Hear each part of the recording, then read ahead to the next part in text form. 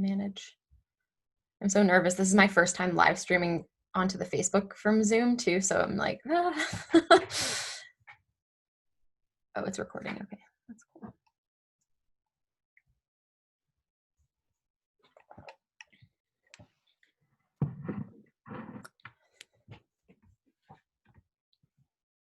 So did you change the slides? Yes.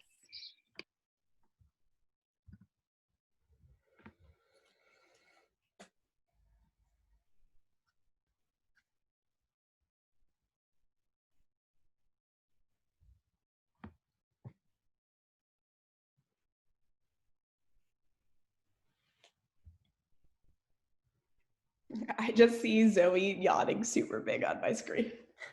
That's going to be Oh God, you'll have to post that on the main page. Make it the thumbnail of the live stream. There you go. It's not, at least it's not, yeah, it's not live yet. It's just recording on my computer, so I can use that for thumbnail later. The the ALOA is so exciting.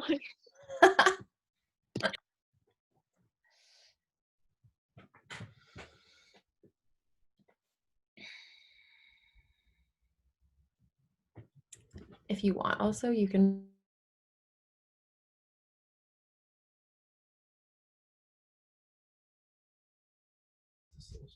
I'm gonna go to the bathroom. Okay. Should I let Wayne in? Yeah, that's good. We can make. I wonder if it's actually Wayne or someone on Wayne's account. Let's see. I'm gonna. One more question. Yeah, what time do I go live? So, can you hear me, guys? Yeah, we can hear you. Okay, so they are almost at the bridge. Sarah is going to start our Facebook Live at 1. Is that okay? Because this live stream is going to start at 1 too, right? Yeah, if you're just live streaming on your own page, that should be fine. You all can do whatever. We won't cut to you, Emek, until like 1:10, but you can do the action before. 1:10? Because they're about to open the Well, they also need to move down. sign. They're about to drop the banner. Is it too early? I personally think it's totally fine to start the action before we show you. Okay, perfect. I don't know, like if Tanya or Joanna think differently, but we're gonna go live at 1 on our Facebook page, DXCLA. Then whenever it's our turn, you'll just plug us in. Thank you. And also, I'm gonna do a test to see how you hear me. Right now, I'm speaking really close to the speaker. I'm gonna do, as I'm doing the regular stuff, give me a thumbs up if you hear it, okay? So I'm gonna be speaking about like this. Do you want me to speak higher or is this good enough? I think that's good. What's that? it's good.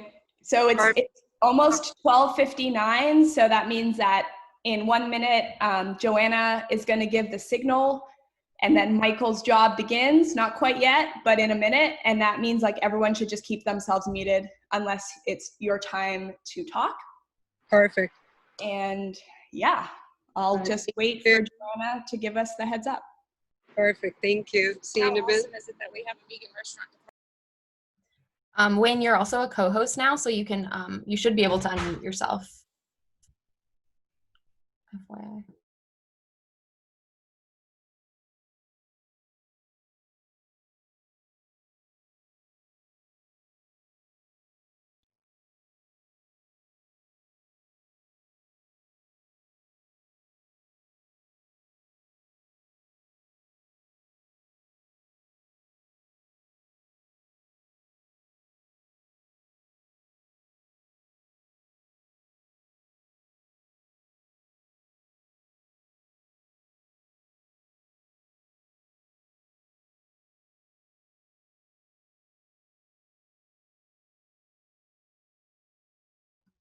All right, so we're live on Facebook in about 30 seconds. Then Aiden's gonna make this computer the host again, and then it's showtime. Can you just make it the host again?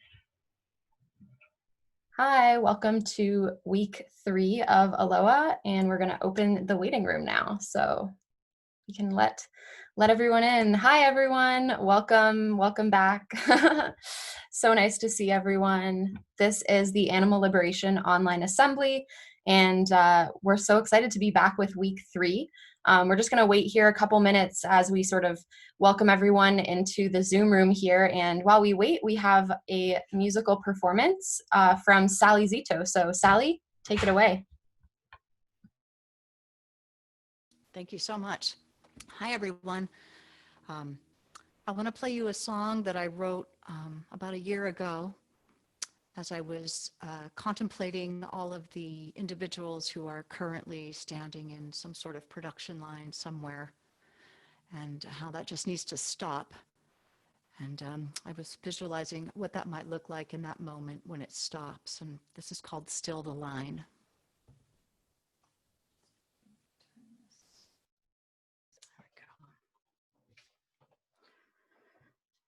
Still the line,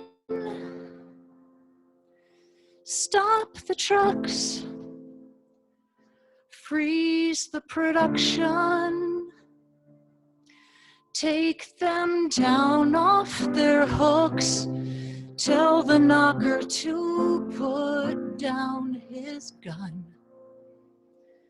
Swing the gates up and let them all run.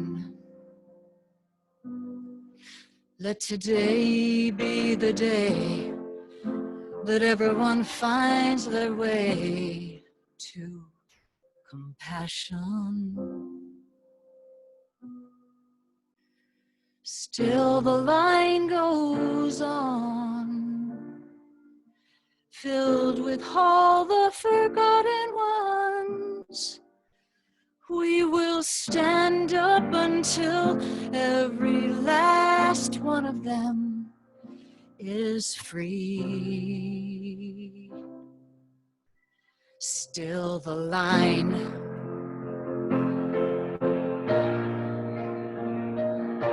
Still the line.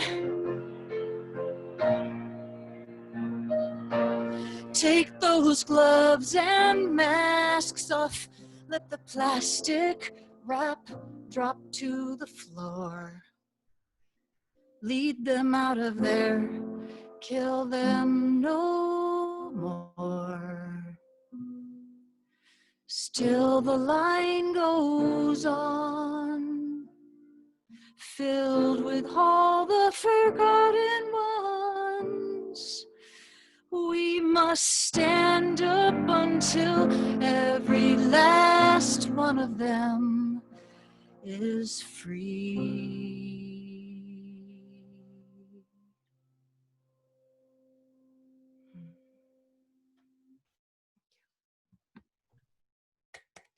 Thank you so much, Sally. That was really beautiful.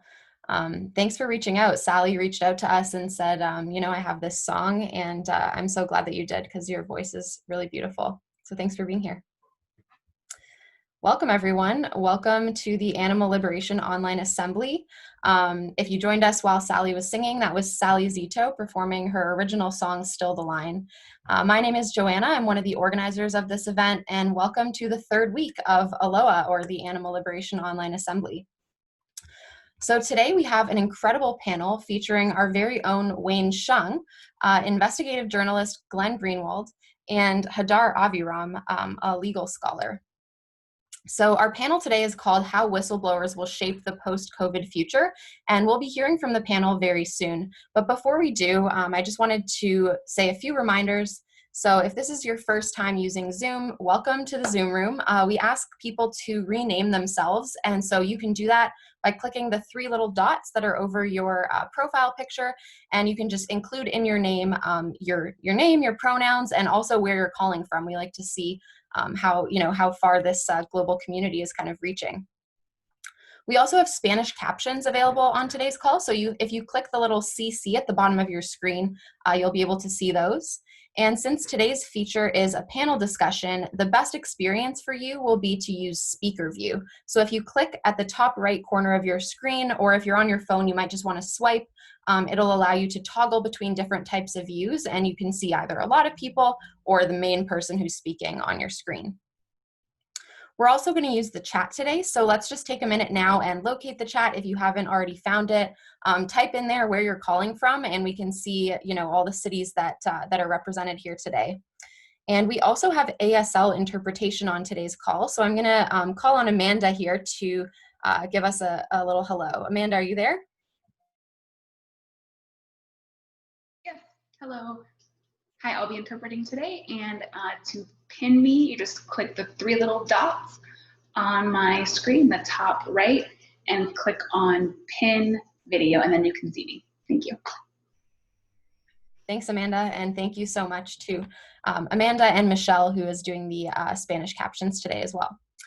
So while we are kind of connecting using this different means today, which is the internet instead of gathering together in physical space, we still want to uphold the same standards of conduct that we normally have at our in-person events. So anyone violating our code of conduct is going to be removed from the room. And, as many groups are sort of transitioning to Zoom and this online format to facilitate events and meetings, Zoom bombing has kind of become a concern. And this is when unwelcome visitors join the room and usually disrupt by taking over the screen with graphic videos or something like that. And we're taking extensive precautions to prevent this, and we have a large team working behind the scenes as well to respond. But we just did want to inform people that, joining a meeting like this, there is some risk to experience something like that, and we want everyone to be aware of that.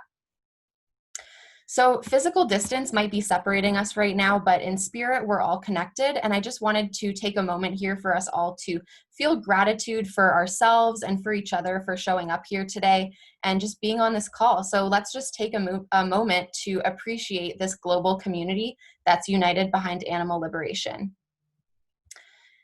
So we can't exactly take action the way that we did before COVID right now, but a lot of people are finding some creative ways to keep getting the message out there. So we're joined right now by a few teams who are participating in kind of a coordinated action today. And first up, we have a team from the SF Bay Area. Eva, are you there?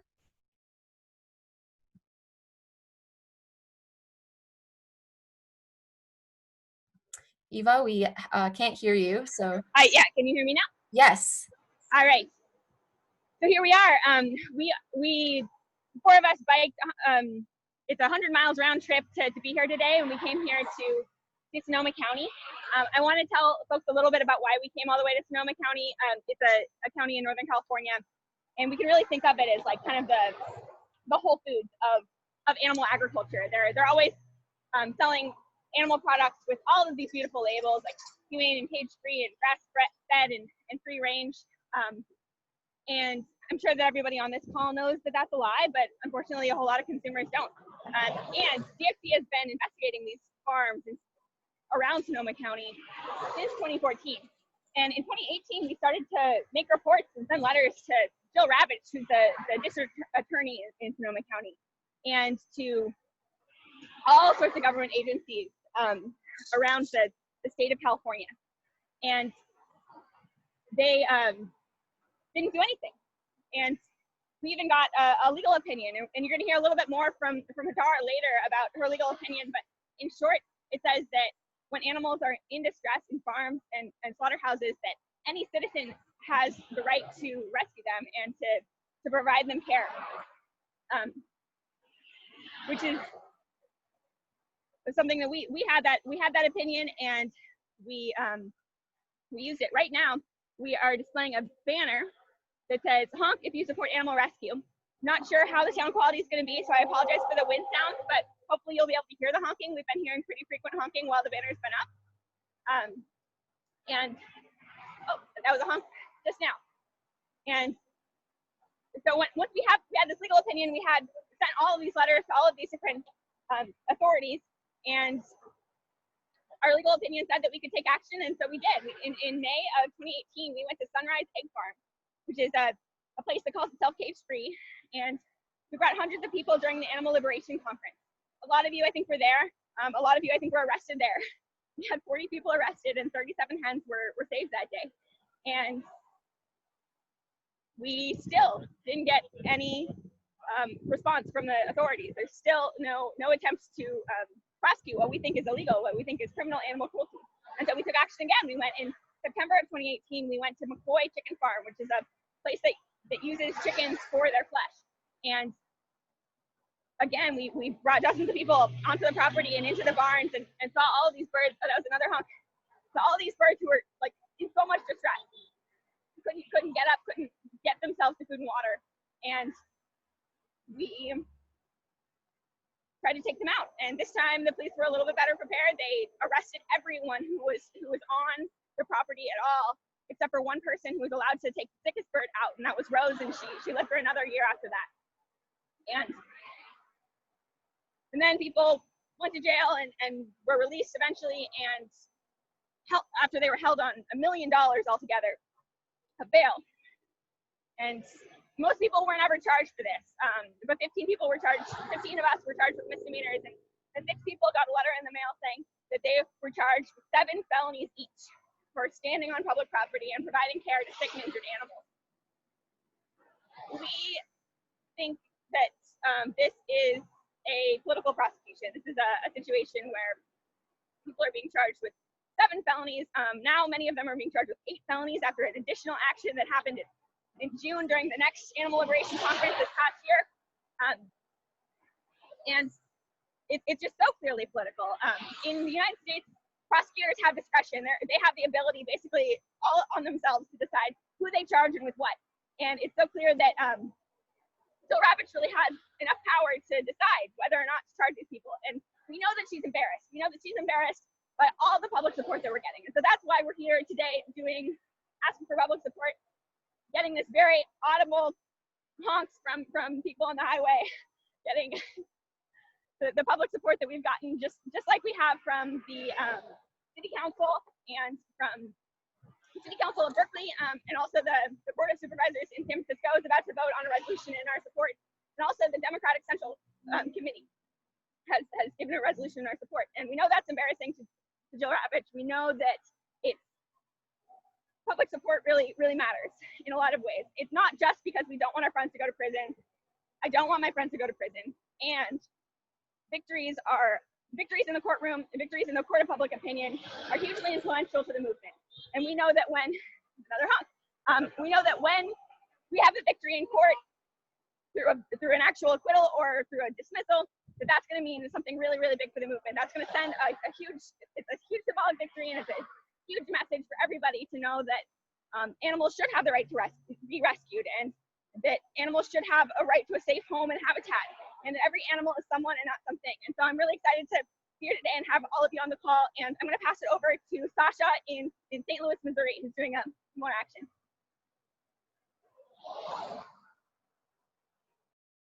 Hey Eva, thanks so much.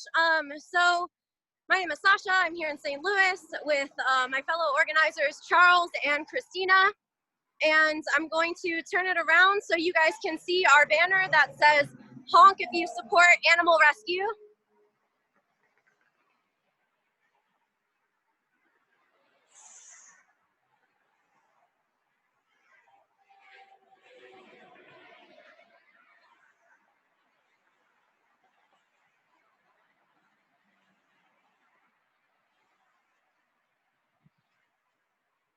So I just want to share a story about 3 years ago in 2017. It was on March 30th. 6 cows escaped from a small halal slaughterhouse here in the city of St. Louis, and their story went viral. It made all local press, national press, and immediately campaigns and fundraisers were started to try to get these cows to sanctuary, and within 24 hours they raised 17 grand. And most of the people, like I was looking through comments, and most of these people were not vegans or plant-based animal rights activists, anything. Just even looking at the comments today and yesterday, it's just crazy how people were saying like, oh my gosh, I just ate animals this morning for lunch, breakfast, whatever, and now I feel bad. Let them live. Send the cops to the slaughterhouse, like just crazy things. And it just shows that people really do support animal rescue. You don't have to be, like even the people who ate animals, they were saying how they felt bad. They made the connection, and it just, it just shows that people like inspiring stories like this. Like, people want to see animals live. And again, most of the people that donated to make those cows go to sanctuary were non-vegans. So anyways, I just also want to point out that because of those 6 cows, the Gentle Barn, which was started in California, and I think they had a location in Tennessee too, they opened a sanctuary here in St. Louis. It's actually in Dittmer, so it's about an hour away from where I am. But they opened a sanctuary because of this story. So 5 cows lived, one of them died, but 5 of those 6 cows are still living on and telling this inspiring story today. So thanks so much. I'm going to hand it over to Emick in Los Angeles. Hi everyone. I'm recording live for DXC Los Angeles. We're on the 101 bridge in Hollywood area, and we're doing it in support of the rescuers, whistleblowers. I've been arrested 4 times for the animals so far, and 3 times was for DXC's open rescues. Every time I went to see these places, it always shocked me, even though I've seen these on the videos. You just can't tell it unless you see it personally, and it's horrendous. They cage these animals on top of each other. They keep them in the dark. They don't even bother feeding them. These are all babies. I just keep asking myself, we are humans, we're some kind of animals as well. Why are we so cruel towards animals? None of the animals treat anyone else like this. And the pandemic right now just proves our point that what we were doing was right, because the pandemics are all coming up from these farms that are torturing animals, feeding them antibiotics, chemicals, in return turning them into packaged food, which is already absurd. And then people eat this poison and they all get sick. Just ask yourselves, is it worth being trapped in our own homes right now? It's not. We made it, our food structure so wrong that all of our efforts here just prove that we are right as activists. We just want us to show you that you can be healthy and thriving on plant-based foods. Showing compassion is in our nature, and we can't get over this. If you want to see pandemics reduced to a minimal, we have to cancel animal agriculture and replace it with plant agriculture. That will show that we are civilized people. To be civilized, we have to be compassionate. And this is just a proof of it. I'm gonna turn back to the bridge so you can see my friends' efforts in there. We never feel lazy about taking actions. We know that we are right taking these actions. Every time we walk into these farms, we have the proof of cruel animal cruelty, which is criminal.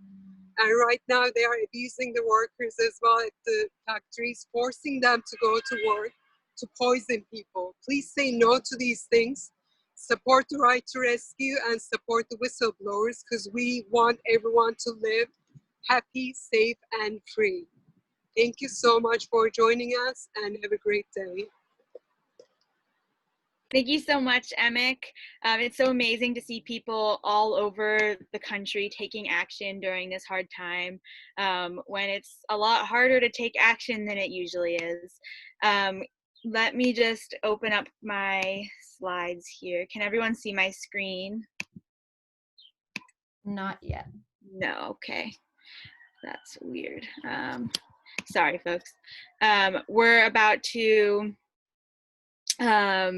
just go over the action that we're going to take today, so all of us can support the people who are taking action in person by taking action online like we did the first week. So we're going to dive into today's social media challenge. Can everyone see now? Yes. Cool. Whoops. All right, so sorry, I did this yesterday too.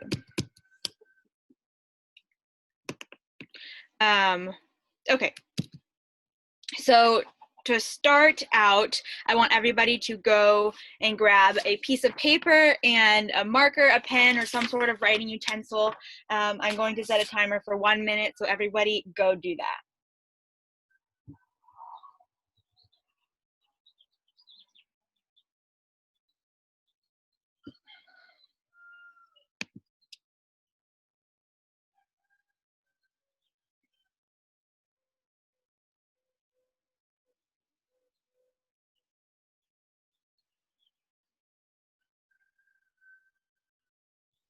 Hold up your pencil and paper once you have it, just so that we know you're done. We have about 27 seconds left to grab a pencil, pen, something, and some paper.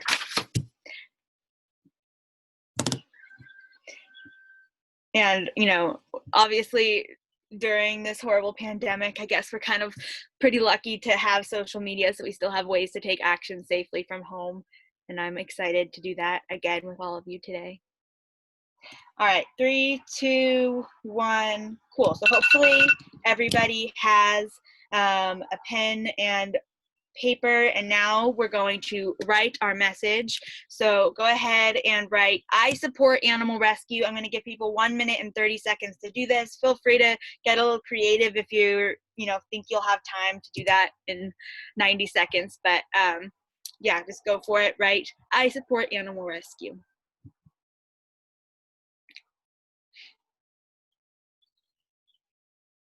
So this message is in solidarity with everybody who's taking action out on the streets today, everybody who's, holding up banners on the freeway, telling people to honk if they support animal rescue. This is our way of honking via social media.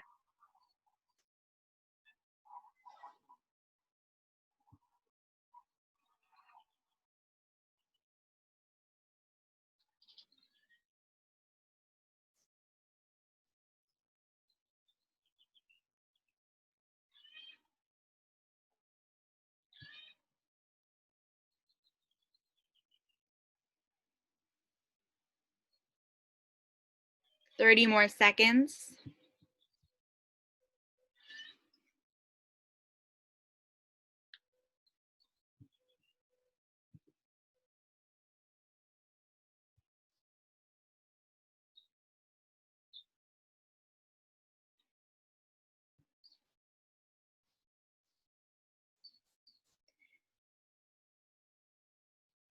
Five, 4, 3, 2, 1. Cool.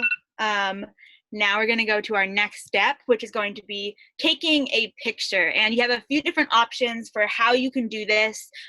What we recommend is if you have a companion animal, take the picture with a companion animal, whether that's a chicken, a rabbit, or a dog or a cat. Take a picture with an animal who you have rescued from any sort of situation, and feel free to maybe even in your post you can share their story.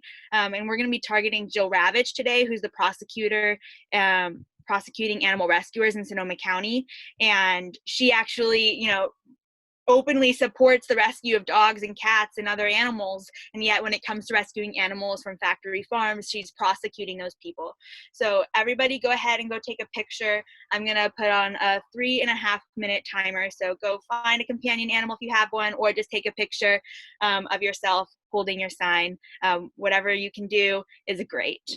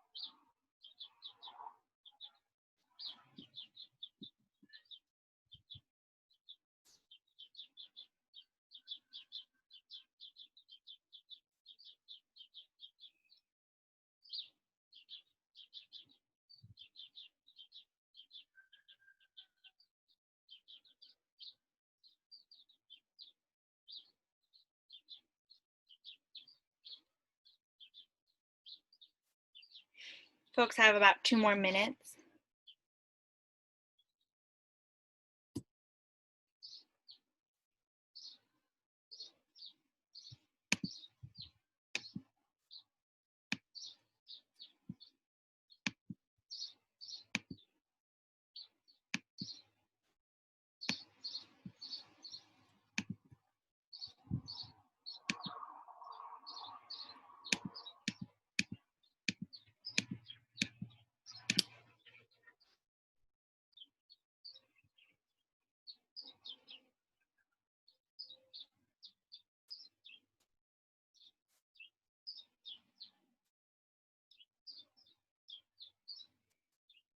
About 1 minute.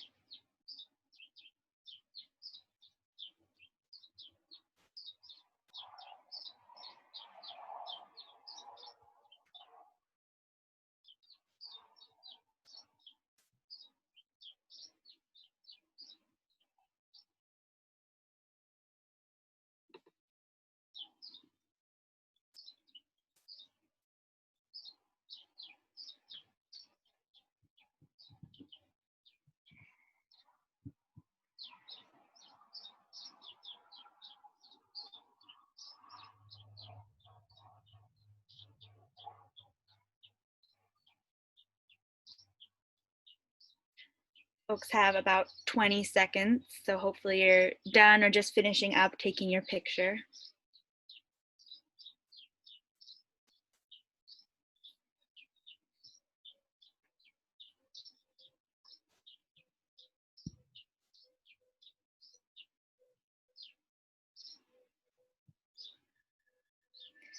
Cool, so hopefully everybody is finished, and now we're going to move on to our next step.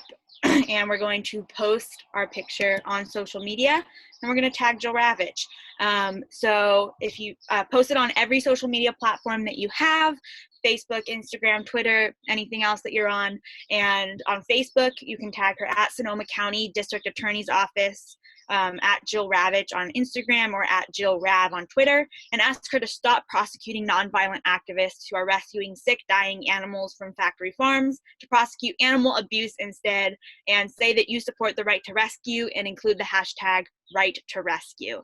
So let's put some pressure on Jill Ravitch and let her know that people all over the world want to see animals saved from factory farms and slaughterhouses. So I'm going to give everybody 3 minutes and 30 seconds to make your posts and tag Jill Ravitch.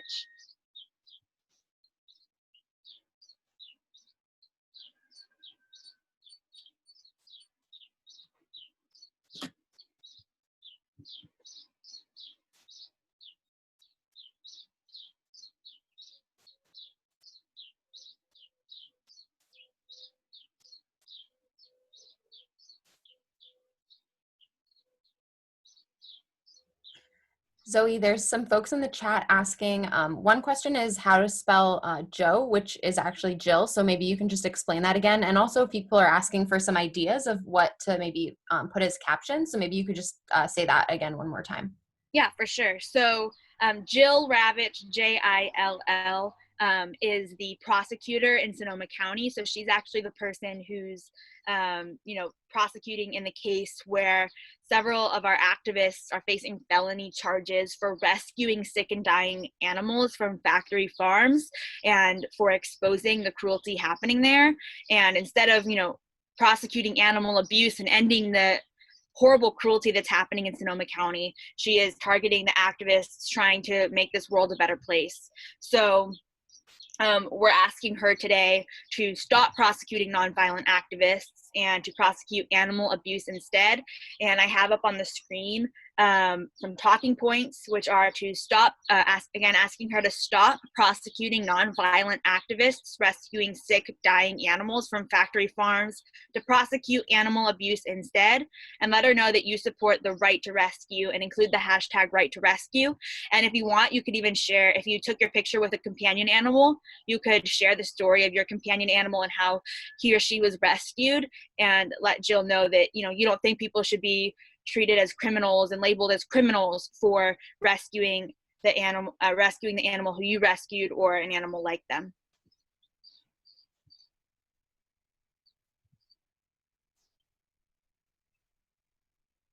And we have about a little less than a minute and a half on the clock to finish up your post.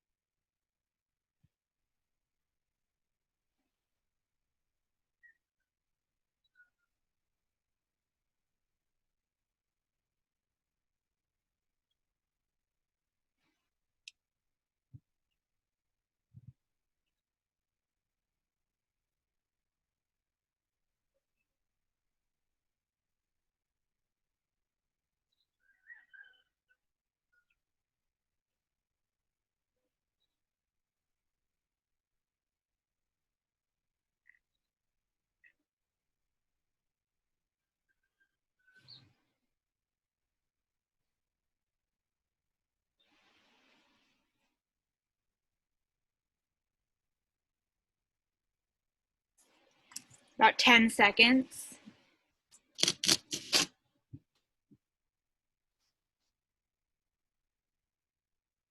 3, 2, 1. Cool. So hopefully most of you have been able to finish your posts in that time. And now we're going to take an additional action. We're actually going to take 2 more little actions today. So the next thing we're going to do is comment on Omar's post. And Omar is part of Direct Action Everywhere's legal team, and he is helping to defend activists who are facing felony charges in Sonoma County. And he actually happens to be friends on Facebook with Jill Ravitch, which is really convenient because, you know, we can't post on her timeline, her personal page, because she has it turned off so that you can only post on her timeline if you're friends with her. So what I'm gonna do is, I'm gonna go to my Facebook search bar, and everyone please do this with me. I'm gonna type in Jill Ravitch, and I'm gonna go to her page because Omar is awesome, and he has posted tagging her, so it's appearing on her timeline, and that means that she's going to see it because it's on her personal Facebook page. And to make sure that she sees it and gets tons of notifications, we're all going to comment on her post, which is, it's this one right here at the top. It says, "Missing, have you seen District Attorney Jill Ravitch?" And go ahead and comment, let her know, right, I support the right to rescue, and comment your image. So I'm gonna keep this up here so people can see everyone as everyone's comments as they go, and I'm gonna type mine right now. So post your picture in the comments and let her know that you support the right to rescue. And you can even tag her in the comments if it lets you. I don't know if it will.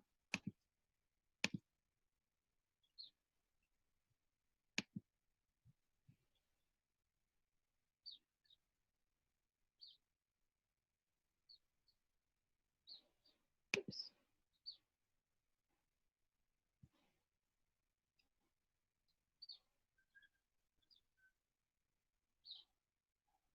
I see everyone's posts. Awesome. Thank you all for commenting. She's gonna get all of these notifications, and we'll see how she reacts. I see so many comments. This is awesome.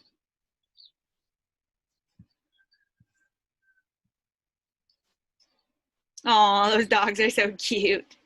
Oh, Rachel took a picture with her chicken. It's taking a little bit to load. Aw.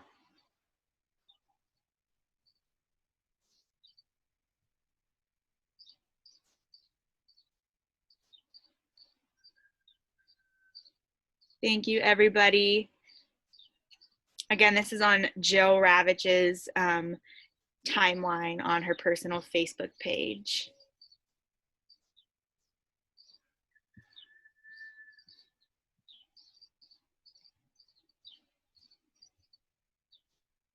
And if you didn't, for whatever reason, take a picture, you can just comment on her post saying that you support the right to rescue. No. Oh, all these dogs are so cute.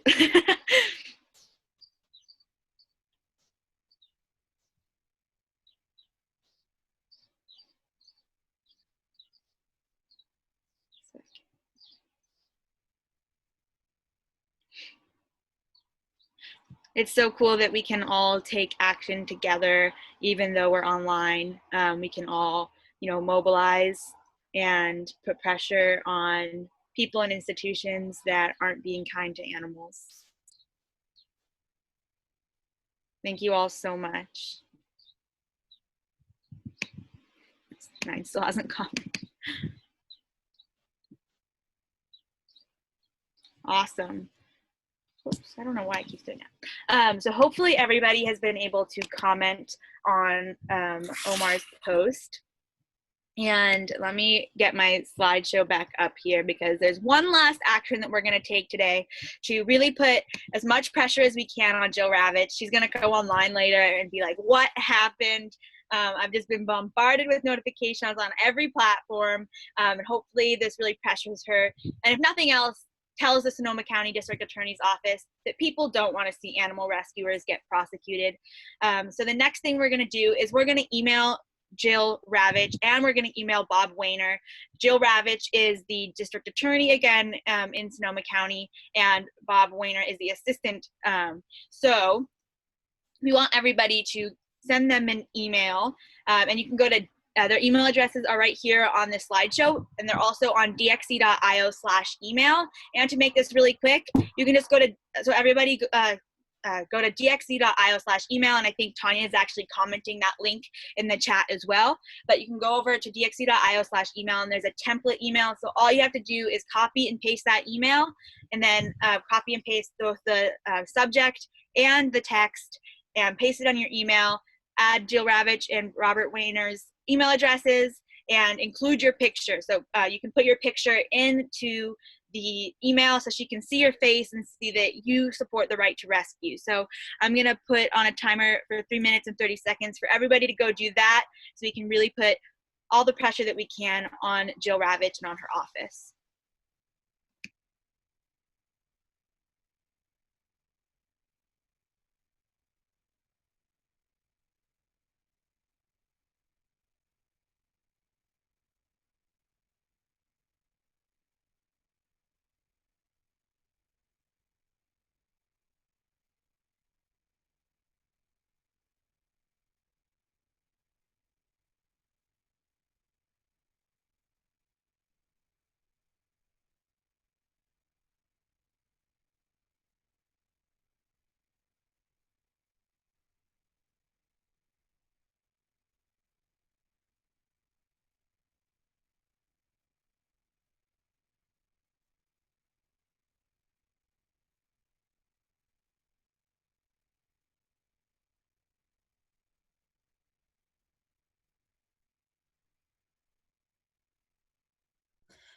Zoe, some people are asking in the chat, Patricia said, can we send together or separate? So I guess like, can we send one email with both people's email addresses?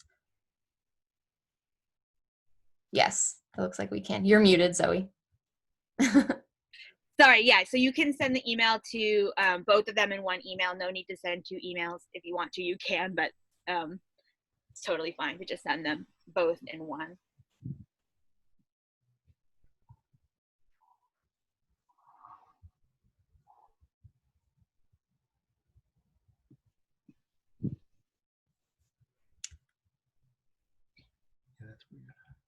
And a reminder that if you do customize the email at all, please keep it nonviolent.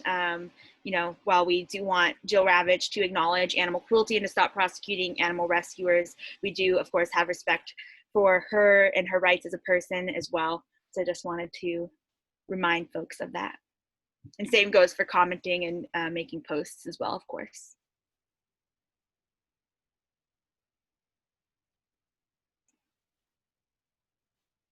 And folks have about 1 minute left to send your emails.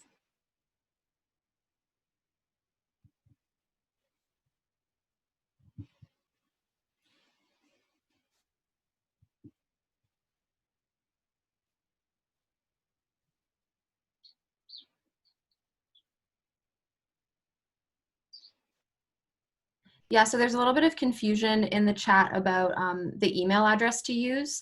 And Kitty and Rob just posted the correct ones in there. So it's sonoma-county.org. So the slide for Bob Weiner is a little incorrect. And on dxc.io/email, both of the email addresses are in there, so you can copy and paste them too. Sorry about that. Okay. And if folks are still having issues, maybe you can just write in the chat and hopefully someone can just message you privately in the Zoom chat and we can help you figure that out. So we're going to move on. Thank you so much, Zoe, and thanks everyone for taking action. I think these photo challenges are really cool, and what I really like seeing is all week when I open up Facebook, I like seeing all the different pictures. Like every time I open Facebook, I'm like, see a picture of someone who was on this call and I'm like, wow, you were there. That's so cool. So I'm excited to see that this week as well. So now it's time for us to get to this panel that we've all been looking forward to. And today we are joined by three really incredible guests. One of the most influential voices of our time, Glenn Greenwald, is known as the journalist who broke the Edward Snowden story on government surveillance. He is one of the co-founding editors of The Intercept and is the author of 4 New York Times best-selling books on law and politics. Hadar Aviram is a professor of law at UC Hastings, and she's among the top US scholars working in criminal justice and prison reform. Her work focuses on civil rights, law and politics, and social movements. Wayne Shung is a factory farm investigator and co-founder of international animal rights network Direct Action Everywhere. He's a former professor at Northwestern University School of Law, and he now lives in Berkeley, California, where he's running for mayor. So please join me in welcoming our panel. Thanks, Joanna, and thanks to everyone for being here today. Just an incredible honor to be with two folks that I've learned so much from over the years. But before we even start this panel, I want to say again that, one, I empathize with everyone who's suffering, and it is hard right now, but because of the hardship we're going through, this is the trigger moment in our generation. This is the moment where our entire world is changing, and how it changes is up to us. And specifically, it's up to each of us. If we see the power in our hands to create the change we want to see, the future of the world can be sustainable, it can be compassionate, it can be free for everyone. But to do that, we're going to have to face some challenges. And that's why I'm so excited to be on this panel today, because we have two people, Glenn Greenwald and Professor Hadar Aviram, who've written a lot and spoken a lot to folks who've blown the whistle, who've created change in our society, and they can teach us a lot about how we can face the challenges to come over the next few months and years as we struggle with this pandemic. So the plan for this panel is it's going to be a pretty casual conversation for about an hour, and we'd encourage you to ask questions in the chat. Cassie King is going to be curating those questions and giving us the questions that she thinks are the best questions and the most commonly asked questions at the end, and we'll have 15 minutes of Q&A. We'll also do a little social media action at the end of this panel as well. But before we start, can we just do a quick mic check and make sure Hadar and Glenn are on the call and their mics and cameras are working? So Hadar and Glenn, do we have you? Yep, I'm here. I'm here as well. Awesome. Thanks so much. It's an honor to have both of you on this call today. And it's great to have you here, especially because we thought we weren't going to be able to do this, but here we are on Zoom, replacing the Animal Liberation Conference. But let's start with some of the bad news. We're facing a situation today where over 1 million Americans have now been confirmed to have a case of COVID-19. 30 million Americans have filed new jobless claims just in the last few weeks, and the entire nation's in lockdown. But I think for folks on this call, one of the most disturbing things about this pandemic is the fact that there has been frightening little conversation in the public about what is indisputably the root cause of this pandemic, namely human contact and in particular human exploitation of animals. That this virus came from a wet market of China. And one of the most cruel ironies of the public dialogue and conversation about this is while everyone from Lindsey Graham to Cory Booker has come out very strongly in condemning China and saying we need to shut down the wet markets of China, at the same time, our president is literally forcing us to reopen slaughterhouses at great risk to both human and non-human life. So I want to ask both of you, maybe we'll start with Glenn, why do you think it is that we haven't been able to get the public and politicians to talk about the root cause of this pandemic, and what can be done about that?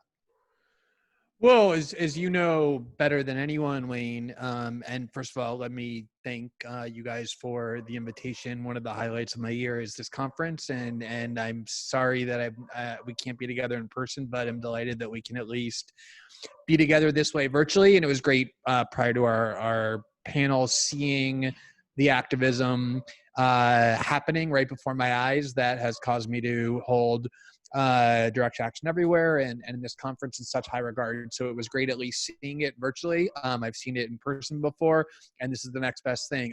So as I was saying, as far as why the root causes aren't being discussed, particularly the role of the animal agriculture industry, as you guys know better than anyone, this is an incredibly powerful industry. They exert massive control and influence and power because of the money involved in animal agriculture, because of the way in which our government functions.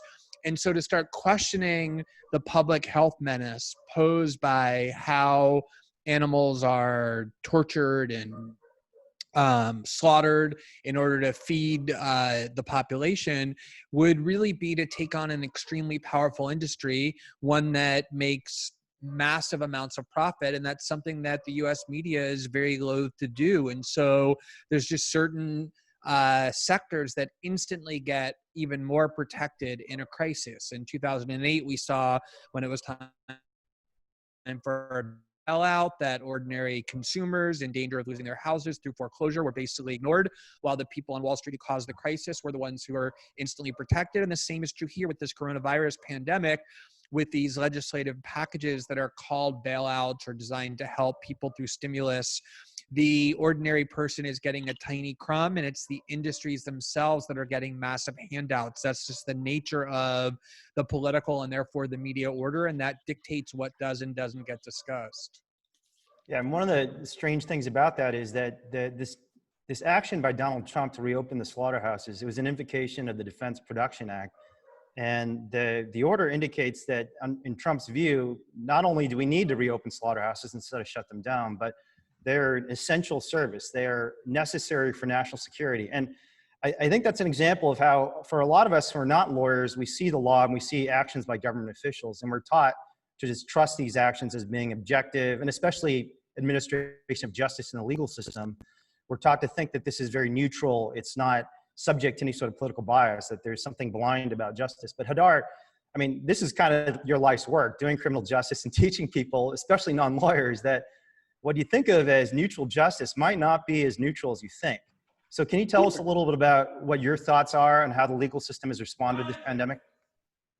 Sure. I think I'll take the other half of this as opposed to Glenn was talking more about the government side of this. I'll talk more about people's side of this and why people find it more acceptable to sort of condemn these wet markets and think well of the slaughterhouses.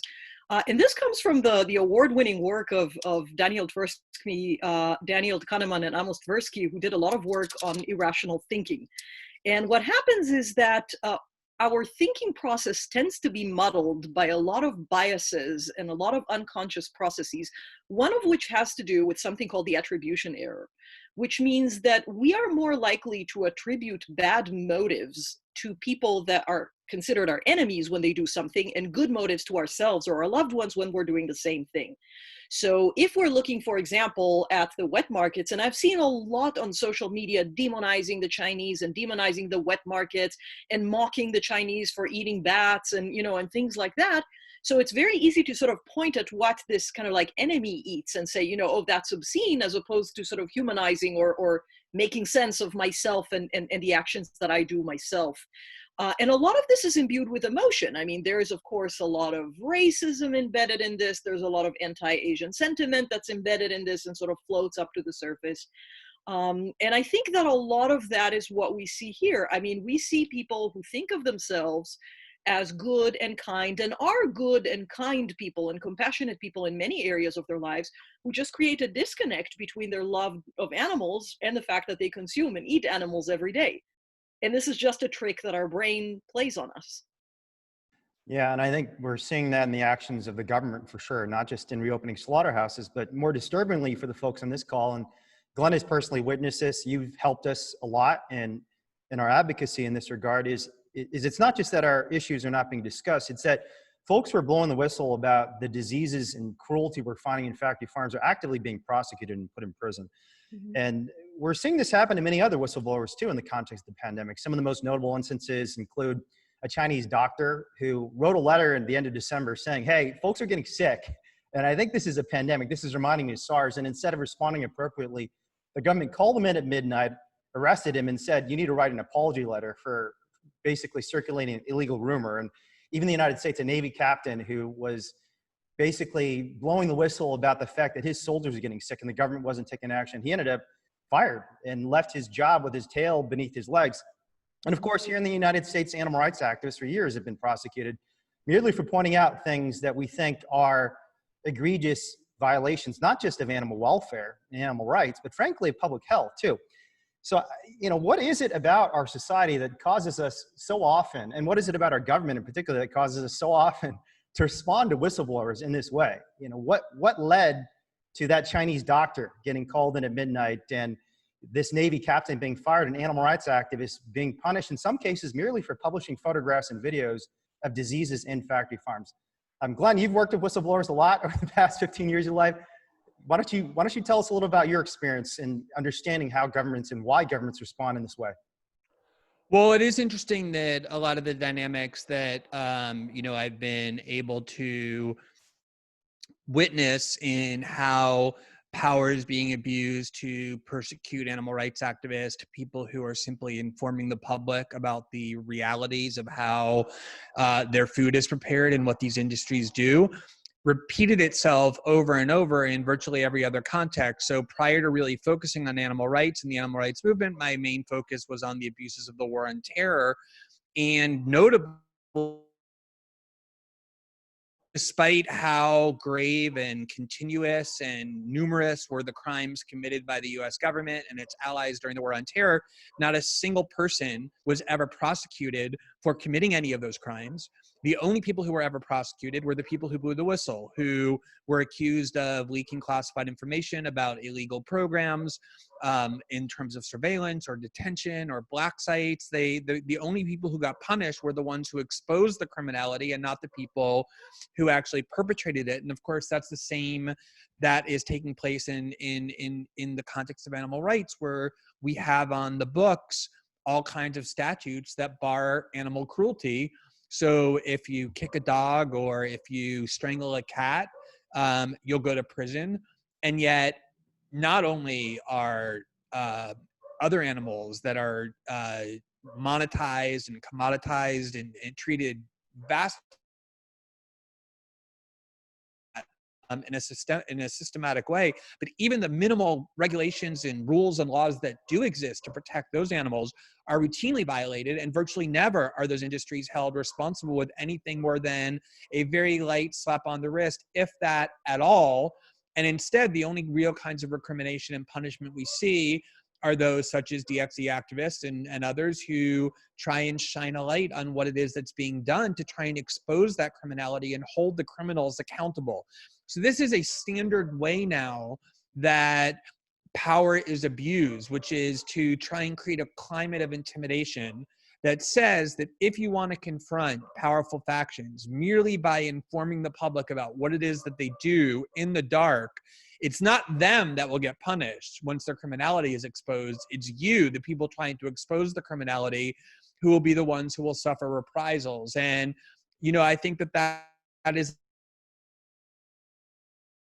feels very comfortable with the media that is dominant. It knows that its agenda is that media's agenda, as I started off by discussing when you asked me about why the issue of the root cause of this virus and other viruses being in the agricultural industry doesn't get more attention. It's because the US media shares the same corporatist outlook as the US government. So they trust the US media not to create too much trouble. What they don't trust are the people who they can't control, who are whistleblowers, people who go outside the permissible channels, the channels that are intended to actually suppress what governments don't want the citizenry to know. Those are the people they can't control. And so they think a lot about what is it that we can do about that? How do we stop a Chelsea Manning from leaking thousands of documents showing our war crimes? Or how do we stop DXE activists from going into these facilities and videoing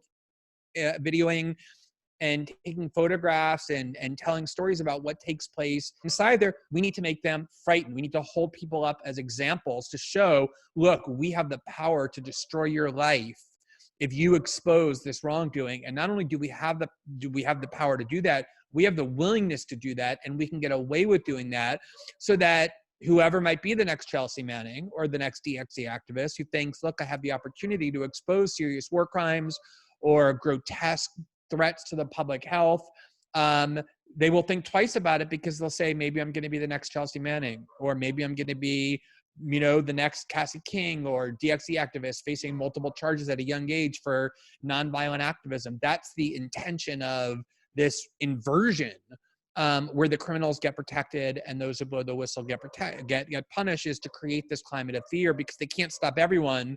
So they want to deter and chill people from engaging in what is their constitutional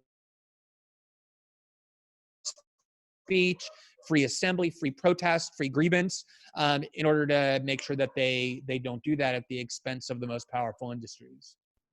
Yeah, for those of you who don't know Chelsea Manning's story, Glenn's done some great reporting on this, but it's one of the most disturbing cases of government abuse of power I've ever heard about. But this is a person who was working in the military and basically leaked video footage of a helicopter, among other things. She leaked video footage of a helicopter pilot basically shooting up a van in Iraq full of kids, completely innocent civilians. And for leaking this video footage of them basically joking and laughing about shooting up children, Chelsea Manning is the one who ended up in prison on multiple occasions. And as someone who has been prosecuted myself, I can tell you oftentimes it works. For the past 10 years, animal rights activists have been scared to do investigative and rescue work, partly because of the prosecutions of folks like me. But I want to push back a little bit on this, Glenn, because I think there are cases like Chelsea or myself or Cassie, or even you, and we want to get into your story too, because you've gone from being a reporter about whistleblowers to being a whistleblower, and being a whistleblower has been prosecuted by the Brazilian government, because I think there's also a little bit of self-silencing happening. And the best example of this is Bill Gates was recently interviewed about the origins of this pandemic and on Ezra Klein's show. And Ezra Klein asked him a good question, because Bill is someone who's cared a lot about industrial animal agriculture. He knows that factory farming is one of the sources of disease in the United States. And he straight up just got asked, what do we do about factory farming? And the funny thing is about his response is he didn't say a single word about the actual issue. He immediately deflected to wet markets in China, just like everyone else does. And another example of this is, and Bill Gates is a powerful, wealthy person. He's not afraid he's going to prison. But another example, this would be somebody like Cory Booker. A lot of us like Cory Booker. I know you don't. You're not the biggest fan of Cory Booker for reasons I'm sure you're happy to go into. But Cory Booker was asked in a presidential debate why he was vegan and whether he thought other people should go vegan. And he said nothing at all about factory farming and animals, or about disease risk caused by factory farming and the exploitation of animals. So I almost think that a huge part of this is a cultural silencing that's occurring. And how do you think we overcome that, Glenn, as someone who isn't just a legal reporter, but someone who's in communications and talking to influential people all the time? How do we avoid the self-silencing that so often happens?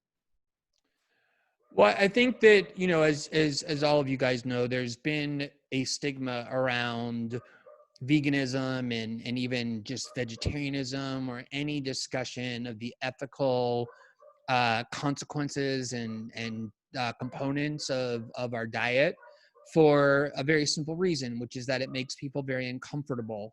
And the more people feel that they're being adjudged as being unethical or contributing to something immoral, the more uncomfortable they feel, and the more they just instinctively want to avoid any discussion of it. And I'm speaking not from a mountaintop of nobility, but from personal experience as somebody who has always loved animals, as I've talked about before, including at your conference where I was, there personally in Berkeley a couple of years ago, that despite loving animals my entire life, for most of my life, I consumed them without giving a lot of thought. Play an Uno game. We can play an Uno game. Tia with avocado.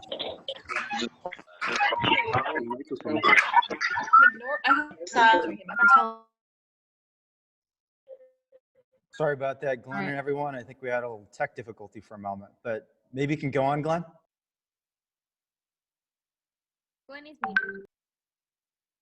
That I was somebody who didn't want to know. I avoided any material from animal rights groups that tried to get me to see what it was that I was supporting. So I think that there's just a component of that some things are so horrible that we want to turn away from. It's just a natural instinct, and the supporters of this industry exploit that. They know that most people don't want to see the consequences of what they're doing because they want to continue to eat the food that they like and not have to think about how to radically change their diet. And I know from personal experience that was my instinct as well. I also, though, think that a lot of this is really changing. And I genuinely think that the reason it's changing is because of the work that you and other groups like you are doing in forcing people to confront that reality. If you look at what really resonates on the internet, and I've noticed this particularly over the last couple of months with people in quarantine and isolation, and there are stories about how isolation is causing people to adopt pets from shelters more than they ever did before, to the point that shelters are almost out of animals that they're sheltering, because people are craving this kind of connection that animals can uniquely provide. So the more people face the reality of how these animals are suffering, things that they've been able to avoid their entire lives because it never appeared in the mass media, and now because of the internet and activists and whistleblowers they're forced to see it. I think it's so visceral and so brutal that there is this kind of this trend that is almost reflexive, where now, just like people used to instinctively want to avoid the discussion, they're being forced to think more and more about it. But there's still, I think it's a very deliberate and a concerted effort to put a happy face on what this industry does that allows people's conscience to be free and clean, and not have to confront this. But I do think it's actually changing, Wayne, in ways that are positive, because the more light that's shined on these practices, the more people are repelled by them, the more open they become to changes, dietary changes, behavioral changes that even a short time ago would have been unthinkable for them. Yeah, I think you're right. And as we've progressed with social media and in the mainstream media, largely with the support of journalists like you, I'm seeing more and more political figures, influential folks who even 5-10 years ago would not even thought to talk to an animal rights activist, really taking the issue a lot more seriously, which is one of the reasons I'm a little surprised that the animal issue in the pandemic hasn't gotten more attention. But I think you're right. A lot of it has to do with a concerted effort by the industry to just kind of corrupt our public dialogue on this issue. And speaking of corruption in our political and process, Hadar, I think I'm going to come back to you now too and ask you sort of the same question I asked you earlier, which is that you as a law professor have looked at criminal justice cases now your entire adult career. And one of the things that's unfolding right now in this year is trials of activists who've been prosecuted for pointing out some of these things that Glenn just said we've been pointing out on social media and the mainstream media. And for a lot of laymen, they think criminal justice is something, it's just, black and white, you follow the rules or you don't. But you've done some really important work on everything from parole to some of the most infamous criminal prosecutions in American history to show that, contrary to what a lot of Americans think, the political and legal processes that we see as very objective are often very, very politically biased. So I want you to just share a little bit about the research you've done and what you think we can learn as animal rights activists. We're going to have to go out there and potentially face prosecution to expose some of these industries that need to be exposed. So thanks. This is a great question. And I want to follow up on some of the things that Glenn talked about earlier. One of them has to do with the fact that just in general, for the last few decades, we have been very saturated with the idea that criminal justice is the answer to all the problems. So we're wearing the crime glasses, right? Everything that is a social problem or something that needs to be fixed is a crime. And because of that, that's the only solution that we have, right? It's as if kind of like if all we have in hand is the criminal justice hammer, then everything looks like a nail. And that doesn't apply just to the activist. It applies also to people that are being prosecuted for animal cruelty, just kind of like to show the bigger picture. Our colleague, Justin Marceau from Denver University just wrote a fantastic book called Beyond Cages, where he talks about how even the animal welfare movement is putting a lot of its effort not so much at improve the lot of animals, but rather at prosecuting people for animal cruelty. But who gets prosecuted for animal cruelty? Mostly private citizens, mostly people that are poor, mostly people of color, mostly people that are generally the folks that are overrepresented in our prison population. And this is a great example of why this notion that everything can be fixed through criminal justice is such a problem. So because the system has limited resources, limited time, limited money, it only pursues some cases and it doesn't pursue others. And the system also has this need to perpetuate its own legitimacy. And that's why it would typically target people that are either not threatening to the system as a whole or that affirm the legitimacy of the process overall. So prosecuting sort of these individual poor people for animal cruelty is not as threatening as the idea of prosecuting someone like Smithfield or some of the big things, the big corporations that do the same thing, you know, a thousand times over to so many more animals on a much crueler level. And I think that to some extent, prosecuting the folks that are trying to do the open rescue is actually not the opposite of the prosecutions for cruelty animals. It's the same thing. It's all taking it out on folks that are poor, that are powerless, that are less of a threat to overall how the system works. Maybe actually I would say the whistleblowers are a threat because they're exposing the fact that there's a lot of iniquities in the way that we pick who we're going to target for animal cruelty. And pointed out very rightfully so, it's a very uncomfortable look at, right? We all want to think of ourselves as good people, not only on a personal level, but also on a cultural, social, national level.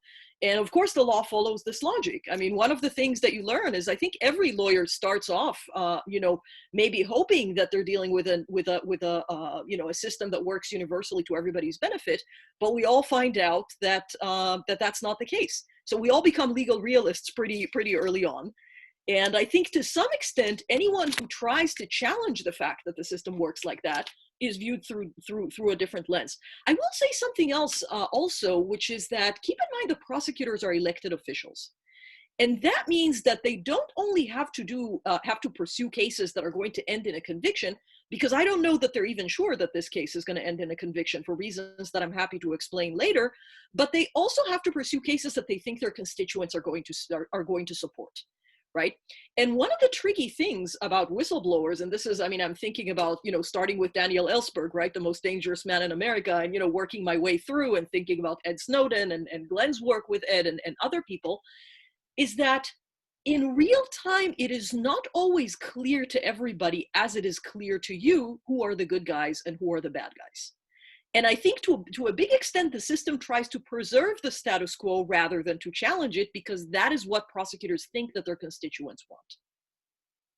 No, I think that's a really insightful point. And certainly we've seen that with the efforts made by prosecutors to caricature us as terrorists and dangerous people. In Sonoma County, the county that we're doing some activism on at the beginning of this call, despite the fact that the farmers and farm employees themselves threatened to kill people at these protests, to this day, the district attorney and Sonoma County sheriff have continued to call us violent people, despite the fact there isn't a shred of evidence. And I know, Glenn, you've certainly seen this as well. That many ways, the fight that really matters most in these key court cases is not just the fight that's happening within the courtroom, but the fight that's happening in the media. There are these incredible disinformation campaigns against whistleblowers, claiming they're dangerous, they're threatening people, they're bad people, they're weird people, they're strange, they're mentally deranged, or whatever it is. And you've seen this kind of personally now too. It's not just that you're reporting on this, but you've sort of seen the efforts that governments make to smear people or blowing the whistle on a personal level over the past few months with the attacks that have been made against you. So I wonder, Glenn, as a reporter, what do we do about this? You know, Hadar says it's not clear to the public. Who's the good guy here? What do we do about the fact that the government has every advantage and these industries have every advantage against us when it comes to the stories we're trying to tell about who we are and who they are? How do we win that fight in this battle over public information? Yeah, I think the point Hadar made is a really insightful one and a really important one for understanding the full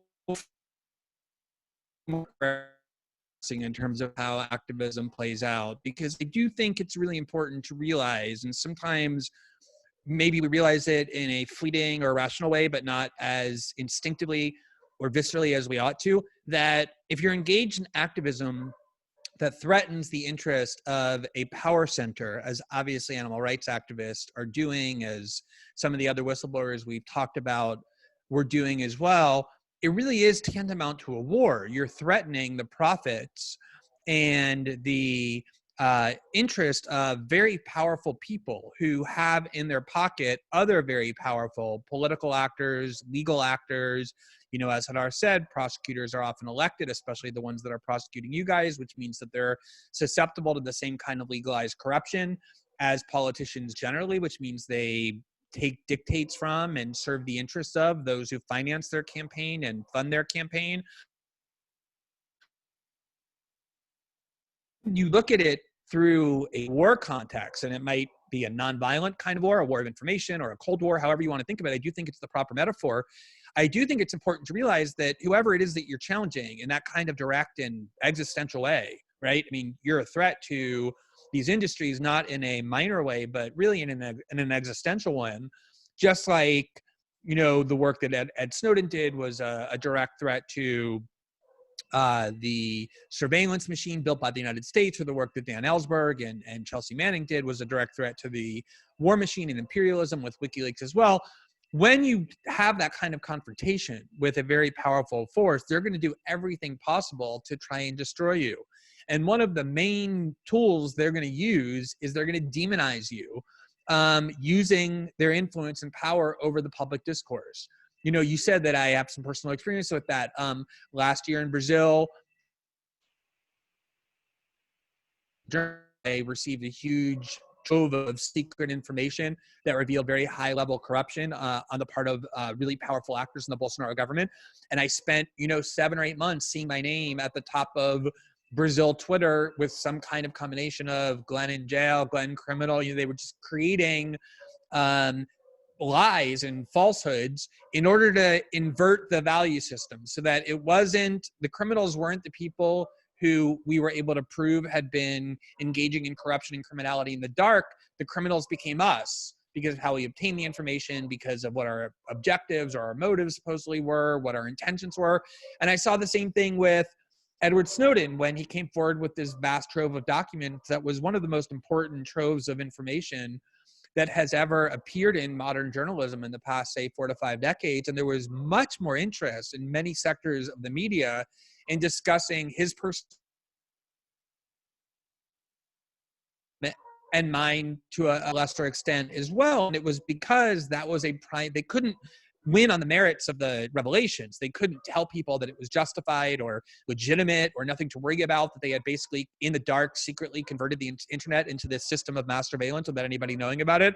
So the only ground on which they could try and play was one that was a war of personalities, to say, who is it that you dislike the most? These very noble, brave generals who are keeping you safe using surveillance that is designed to detect evil terrorist plots by Muslims? Or is it these kind of strange, bizarre, disaffected, alienated people who never really have been able to fit in well into society in the first place, and who seem to have some very strange motives, people that you just don't really want anything to do with? And you can find this over and over. I remember the first time I really realized this was, one of my childhood heroes. No, Daniel Ellsberg was a very high-ranking official in the military-industrial complex during the Vietnam War. He was an official with the RAND Corporation. He had gone to Harvard. He was very well regarded. He was involved in the war planning of Vietnam for many years, and at some point turned against it because he realized that it was all based on lies. And he took with him, when he left, a huge volume of documents that proved that the U.S. government was lying to the American public about the Vietnam War for many years, that they knew that it could never be won, at the same time that they were saying they were close to winning, and he leaked that information. And one of the things the Nixon administration did in response to his disclosure of the Pentagon Papers was they broke into the office of his psychoanalyst and tried to find the notes, the therapy notes of his psychoanalyst, so that they could publish information about his sex life, about his childhood. It never made sense to me. Like, why huge volumes of documentation showing that the government is lying about a war? Would that be an effective tactic to say, oh, he has these sexual fantasies? And then I realized, and I actually asked him once this, like, why was that effective? And he actually is the one who explained to me the reason that they do that is because by making you kind of just icky, by turning you into this freak, this person who just everybody wants to avoid, they invert the value system, as Hadar was saying. They create confusion over who really is the bad guy and who's the good guy. So it was no longer, the bad guy was not going to be, the generals who were ordered into this war bombing, hundreds of thousands, probably millions of Vietnamese and killing them. It was going to be, this guy who had all these bizarre, warped sexual fantasies that he confided in his psychoanalyst. And so this effort to invert who's good and who's bad is something that I see all the time. I mean, I be reasonable. People that I know talk about animal rights activists as these violent, aggressive, property destroying menaces to the public order, because I've been to protests before. I've seen, how peaceful they are, but the propaganda is very effective and it's very intentional, exactly to achieve the goal that Hodder so eloquently described, which is to invert the good versus evil question.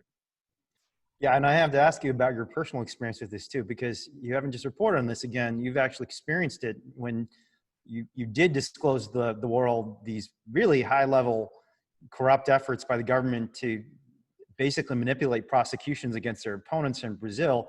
The response was not to debate you on the merits. Many people started attacking you personally and going after even your family with basically weird homophobic insults against you and your kids, and frankly, even threats to maybe take your kids away. I mean, how do you respond personally to that sort of thing?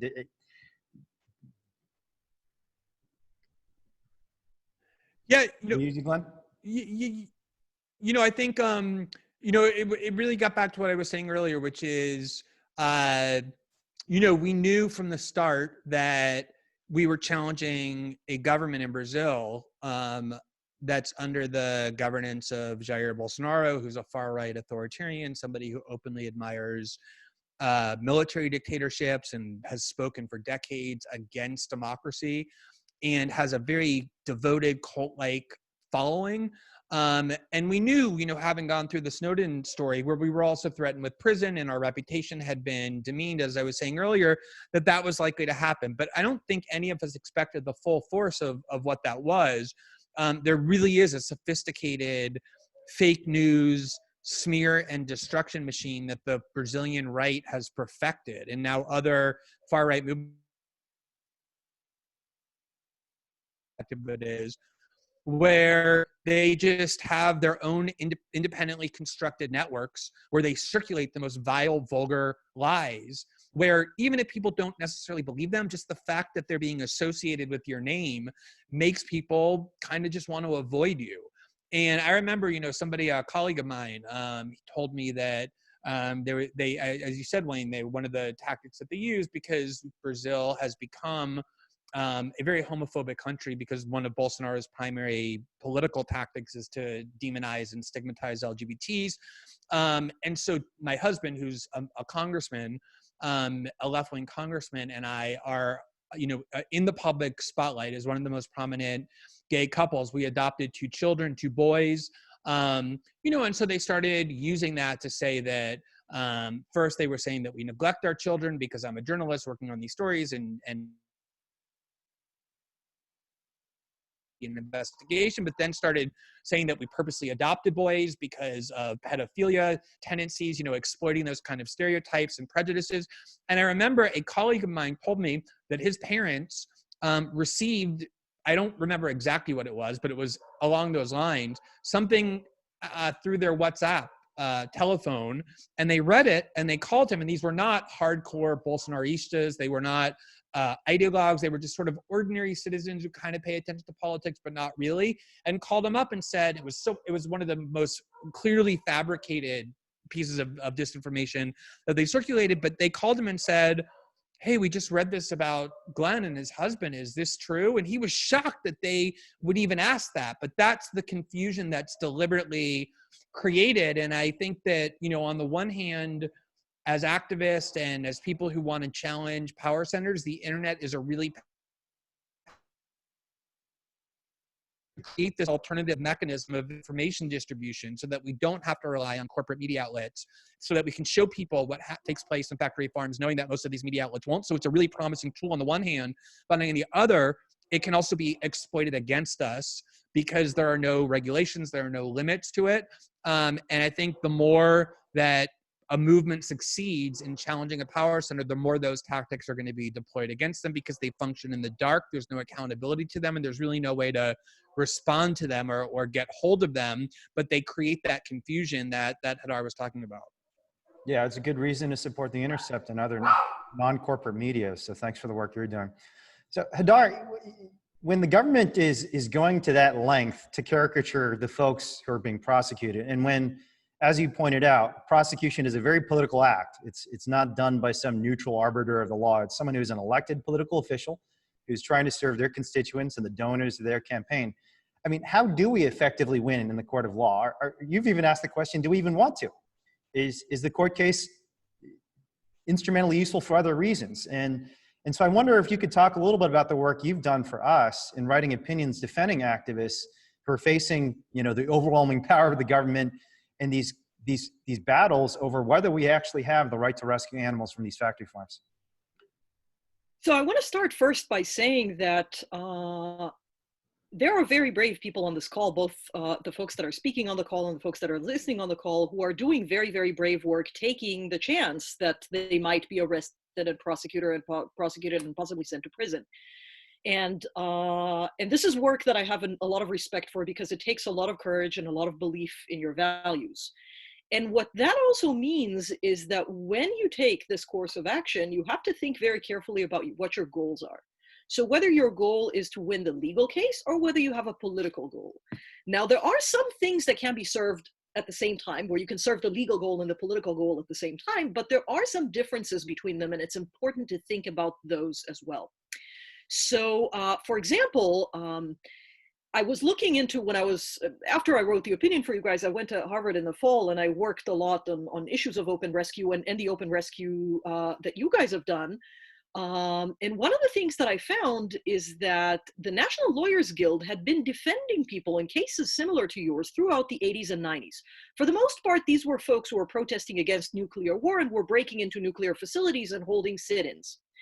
And when they did that and they went to trial, the National Lawyers Guild representatives, which are lawyers who are very committed to the movement and very idealistic, went to the clients and said, what do you want to get out of this?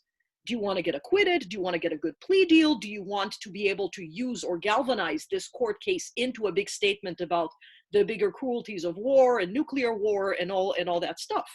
And the activists who are the clients, it's their case, right? It's not the lawyer's case, had to think, well, what do I want to get out of this?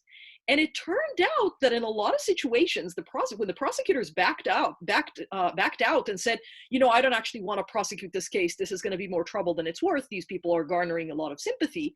And they dismissed the case. You know, these people are actually free, right? They don't have a prosecution hanging over them, but they were kind of disappointed because they said the legal goal's been achieved, but I actually wanted to have the opportunity to make a bigger case out of this. So what the legal strategy is going to be really depends on what the goal is going to be. And it might be that it's best served by an acquittal or best served by a conviction or whatever it is. I will say that there might be a very big difference between talking about this in technical legal terms and appealing to people's hearts. Because my suspicion is that if you manage to get before a jury and use some legal vehicle to make the moral argument that you are trying to prevent a moral wrong, your odds are actually not bad. We've seen countless acquittals with the nuclear war protesters. And those were not, they were not very well publicized, partly because a lot of those cases got dismissed, and partly because when somebody gets acquitted, there's no appeal, right? So if it's a small rural court somewhere and somebody gets acquitted, you don't hear about it, right? So I think that individuals, if you get 12 individuals in the jury box and you actually get permission to talk about the evil that you're trying to prevent, you can change hearts and you can change minds. The tricky part is going to be to get past the legal gatekeeper to actually being in court and being able to make those arguments. And also in the way that you actually manage to sort of pour this important moral content into the legal tool. I'm going to propose, which is what I did in the legal opinion I wrote for you guys, that the appropriate legal sort of vehicle here is the necessity defense, which is a criminal defense from the common law. And essentially what it consists of is the idea that you are doing something bad, right? You're violating the law, but you are doing so in order to prevent a greater evil. And you're doing it because you don't actually have a legal recourse, right? And that gives you an opportunity to talk about what that greater evil is that you were trying to prevent. So that's the door, then the door opens to actually presenting arguments about animal cruelty. I sort of caught through the corner of my eye somebody, you know, probably 30 years ago in the chat asking, well, how do we start talking about the evils of the animal ag industry and not about the activists? And this is exactly it. When you finally get in and you get to talk about the necessity defense, then you have to talk about this because this is part of this evil that you try to prevent when you break into these facilities and you document and you do open rescue. So that is of essence. And in order to do that, you would have to persuade a judge to give you that platform. And you would have to have a lawyer who is flexible enough to see the case as centering on that, rather than as the goal being just the narrow goal of setting people free.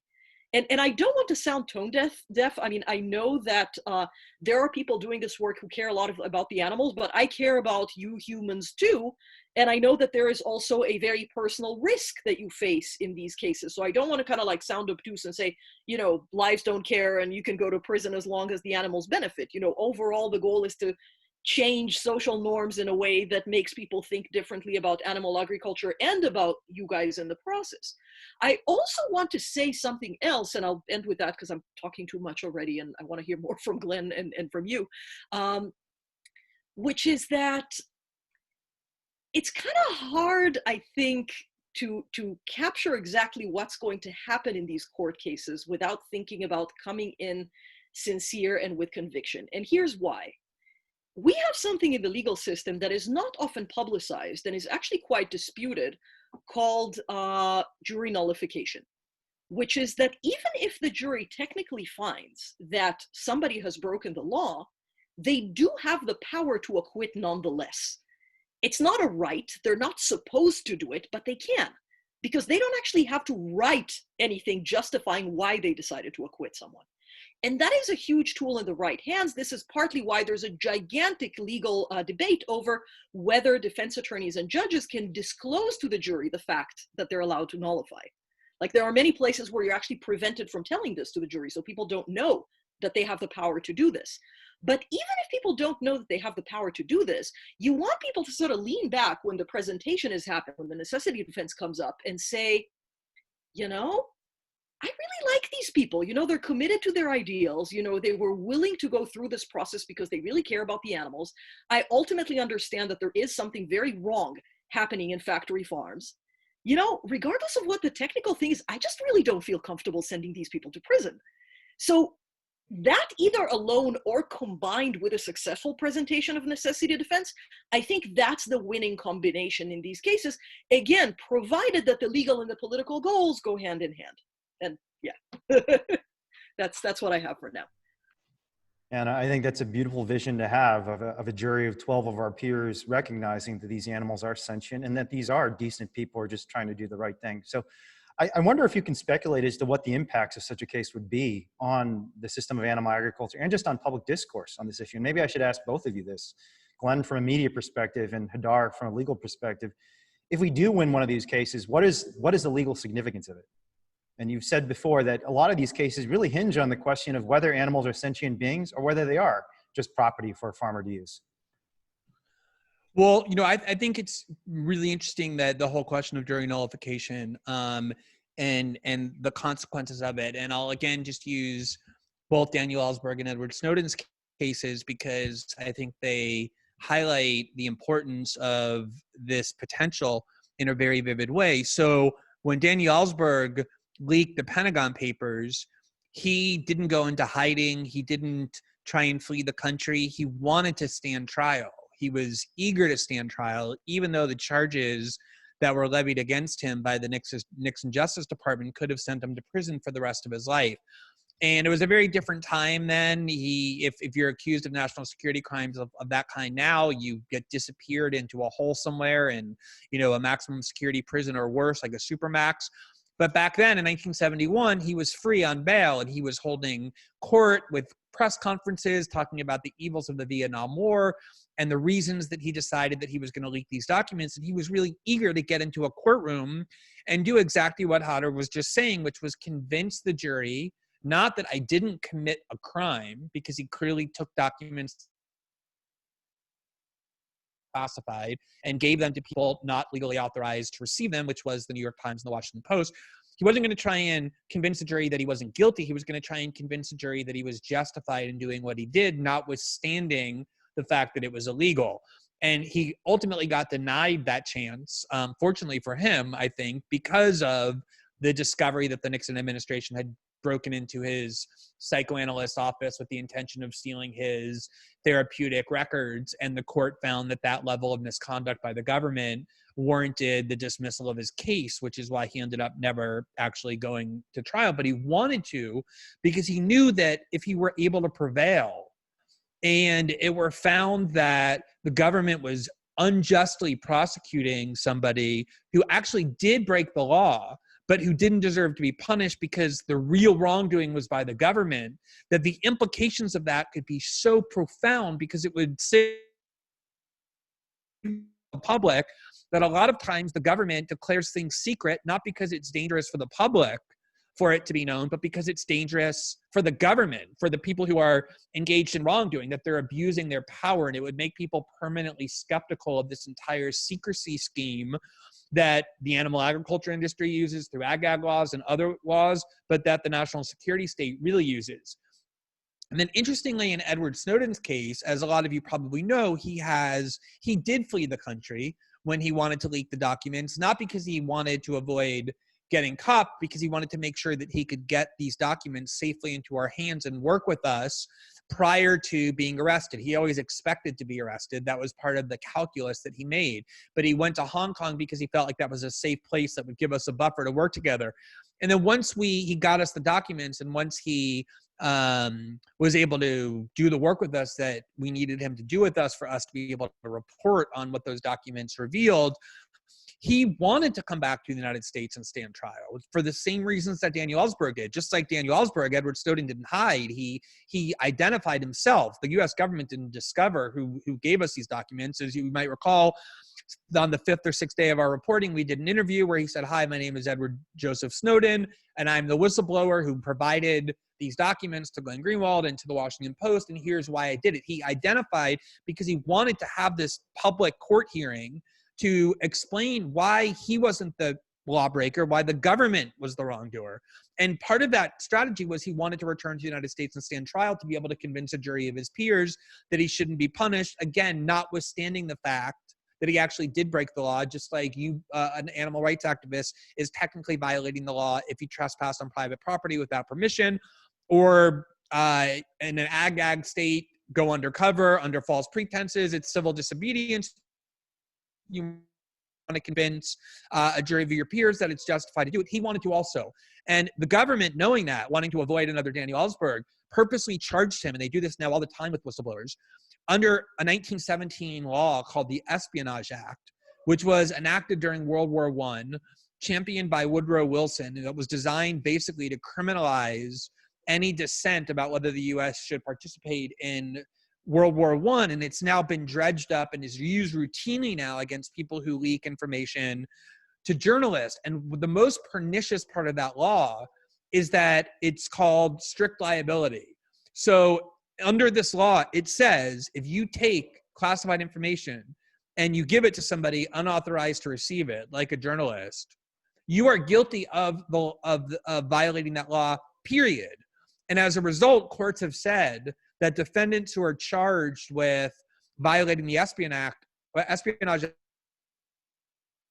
are barred from even mentioning their motive. Your motive doesn't matter. So a lot of Democrats and even some Republicans have tried to kind of lure Edward Snowden or goad him, saying, be a man and come and man up and face the charges. And if what you did was really justified, tell a jury of your peers. But the reality is it's all a sham. It's a fraud, because under the law, they purposely made it prohibited to raise exactly that kind of defense out of fear that Edward Snowden and those like him, like Chelsea Manning, would be able to convince a jury of their peers that what they did was justified. And he was chomping at the bit to go do that for exactly the reason that Daniel Ellsberg was, and that I know a lot of DXE activists are. And it's funny, Hadar, because you said, you don't want to be tone deaf and talk about the importance of humans, but sometimes I fight with my friends at DXE who I feel like are a little bit too eager sometimes to kind of get arrested and enter the criminal justice system with this really noble cause of saying, I want to be able to have this platform to stand up and say this is wrong, because I know from having worked within it and then reported on it as a journalist, worked within it as a lawyer and then reported on it as a journalist, how repressive and brutal and unfair it can be and how it can silence people and deny them that platform. So it is a really important tool. And I don't want to discourage at all DXE activists or anybody from using that ability to sort of turn this unfair justice system into an important public platform to be heard and to highlight the injustice of not just these practices, but also the laws and how they're applied. But in a lot of ways, the game is kind of rigged. And I think, just like I was saying before, that if you're going to challenge powerful factions, you have to realize they're going to wage war against you. They're going to do unfair things. They're going to attack your reputation. They're going to try and turn you into the bad guys. And it's important to be cognizant of that.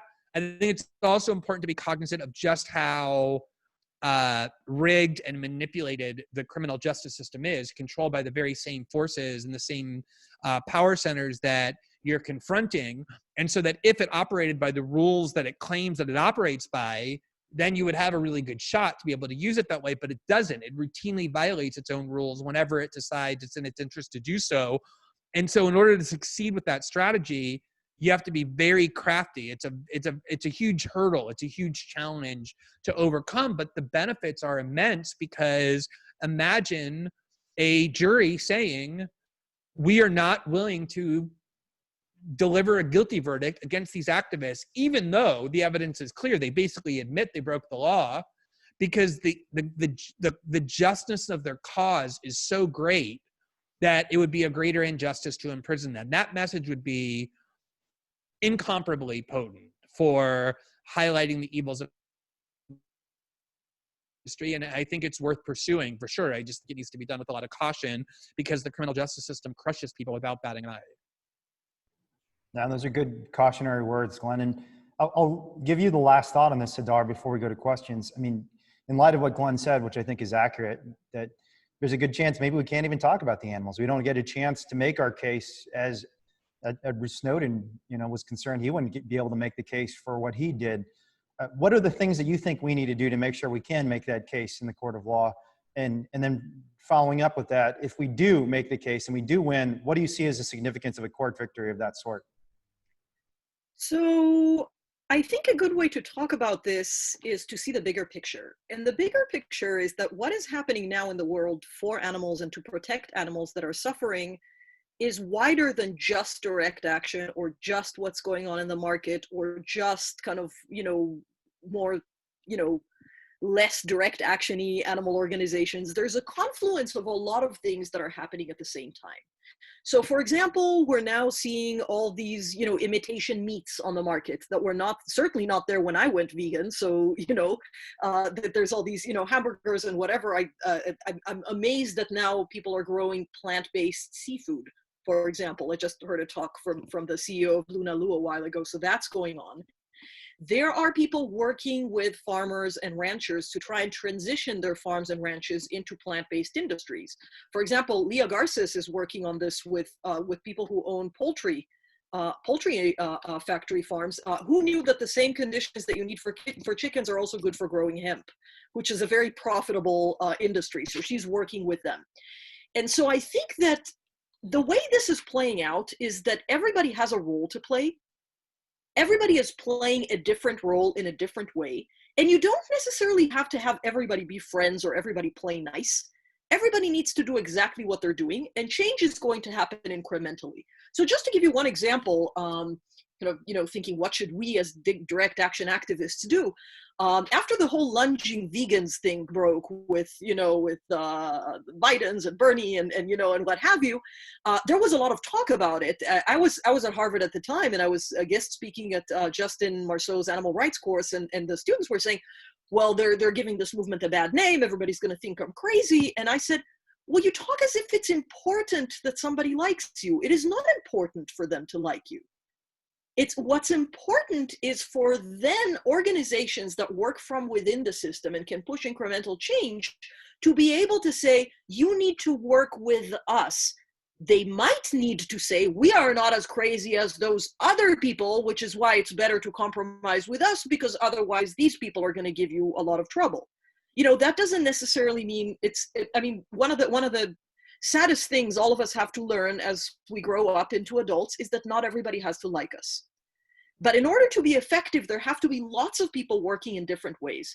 And even if we don't necessarily agree with other people's methods, this is known as the radical flank theory, as somebody's pointing out in the comments, even if we don't agree with other people's methods or whatever, we do have to accept the fact that eventually what is going to happen in the world is bigger than what this aspect of the movement or this aspect of the movement is pushing forward.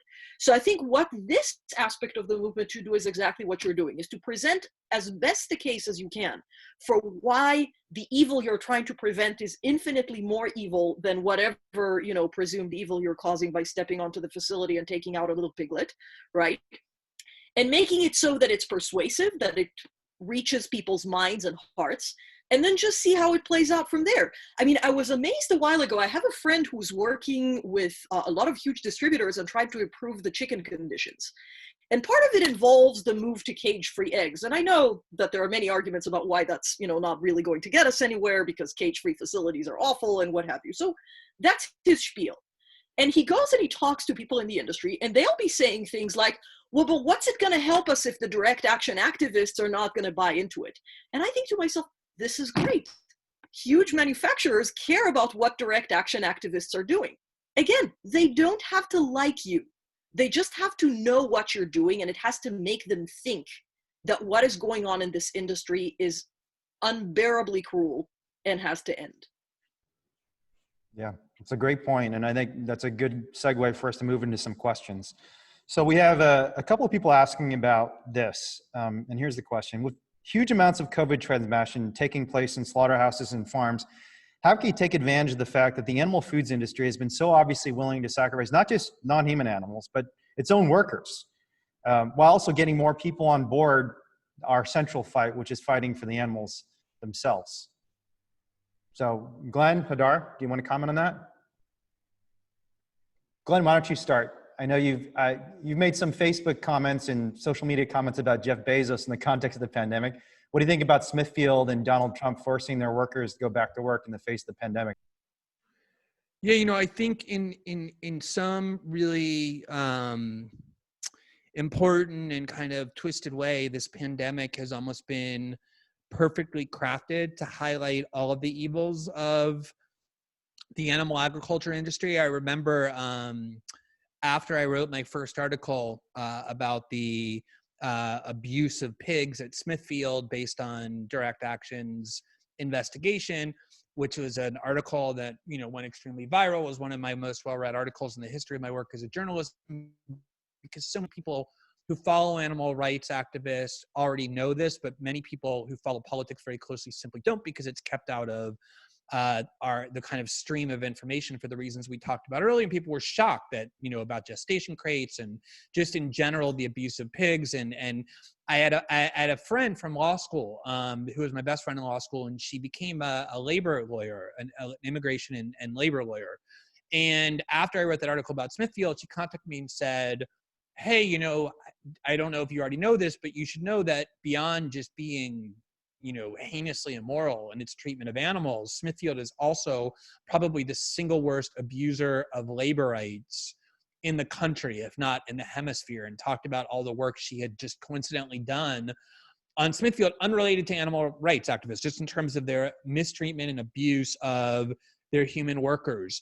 And then I remember, you know, you had mentioned Cory Booker earlier, and it's true, I'm not a fan of Cory Booker in general, but I have come to know people who work very closely with him and have become convinced that his commitment to this cause is actually genuine. There's no political calculation to it. There's no political benefit that he gets from it. And yet he's been kind of persistent, and he kind of, you know, pulls his punches a lot, but he's still, like, in the scheme of, you know, elected officials in Washington, which is a very low bar, is definitely one of the best people on this issue. And I talked to them a lot about how Smithfield is incredibly racist in terms of like where they choose to dump their sludge and their waste. It's almost always in communities of color or like the poorest and lowest income communities. So like kind of, and then of course there's the public health aspect that we're seeing now, but also with antibiotic resistant bacterial strains, almost on every level that now matters. The environment and climate catastrophe, the public health, labor issues, and increasingly people are more concerned about the treatment of animals, even people who aren't vegans, but who think, well,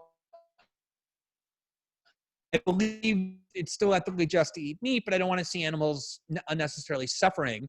This industry is kind of the embodiment of evil on all of these different levels that this pandemic is now really bringing to the fore in a way that I don't think any of us could have imagined. And the fact that the worst violators of subjecting their employees to the risks of COVID-19 was seemingly no concern of any kind are, you know, JBS and Smithfield, and just the entire industry. And then at the same time, you know, obviously if these factories are cesspools of coronavirus, it can also, it kind of makes people feel like the food supply that they're providing is also unsanitary and unhygienic, which of course it is.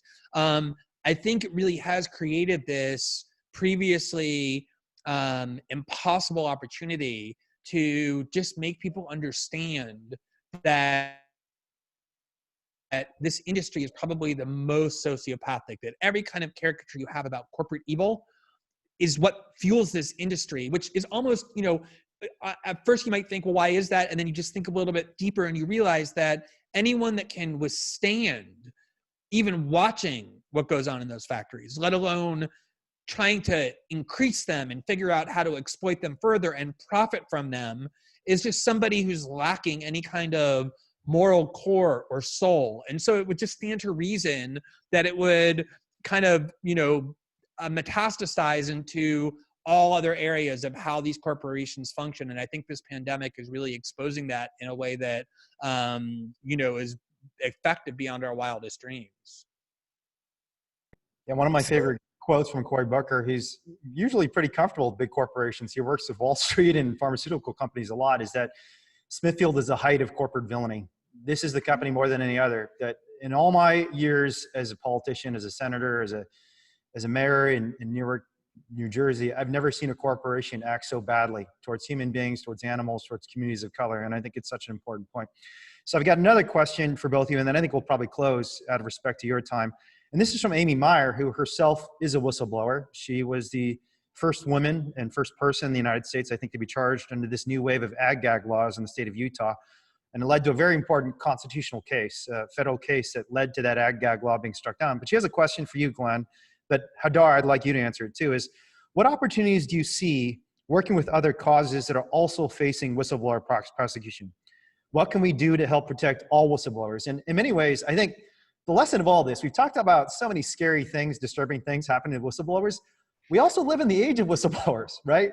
We're seeing whistleblowers at Amazon and the Department of Justice. We're seeing whistleblowers in, you know, the military industrial complex come forward and talk about the Ukraine scandal. And so we're seeing so many whistleblowers come out, you know, so maybe we can end with two questions. One is, why is it that we're seeing all these whistleblowers come out, and how do we tie them all together? How do we all come together and say, hey, let's build a political system where whistleblowers are not being crushed, but we fight together to make the world a more just place for everybody? So Hadar, why don't you start answering however you think we should answer, and then Glenn, I'll leave you with the last word. So one of the things that struck me as really interesting when I was doing work on animal open rescue was that the animal rights movement in general, when you talk about lawyers who do animal rights cases, seldom do criminal cases. And if they do criminal cases, it's on the prosecution side. It's prosecuting people who are cruel to animals. And I've talked to people in the movement and I said, would you represent somebody in a case like this? Somebody who's, for example, a whistleblower from inside the industry, you know, somebody working undercover in a plant and then, you know, bringing the findings out, or somebody who was actually a worker who didn't, you know, enlist in order to do this, but, you know, became converted to the cause while they work and came out. Like, why wouldn't you represent someone like that in criminal court? And the response that I got is, because I'm not a criminal lawyer. So there's this perception that animal rights litigation is a civil thing, right? That all we do for animal rights is these big civil landmark cases, and we're not doing criminal stuff unless we're prosecuting people who abuse animals. Like, actually defending people in criminal court is perceived, and I understandably so, as this very specialized thing, right? There's special rules to criminal court and how that works and all that stuff. And I'm thinking that one thing we can really learn from and unite maybe various whistleblower communities is with something like the National Lawyers Guild or other organizations of people who start specializing in representing people in these ideological cases. Because these ideological cases all share the same idea that you're going into court with two goals in mind: the goal to win the legal case and the goal to spread out the word about your political cause and the importance of the knowledge that you're trying to share, right? And that's something that's common to a lot of different whistleblowers. If we started thinking about criminal lawyers who do this as a mission, as an ideology, and there was more talking, you know, now, like as there used to be in the 80s about these client-centered, you know, more rebellious ideas of how to put together a criminal case, I think that would help all the whistleblowers in general. And I will say that it's not a coincidence. This is piggybacking on what you said before about Smithfield and some of the things you, Glenn, said before. It's not a coincidence that the first exposures of the horrible things that happen in farms didn't come from direct action activists. They came from people in the industry.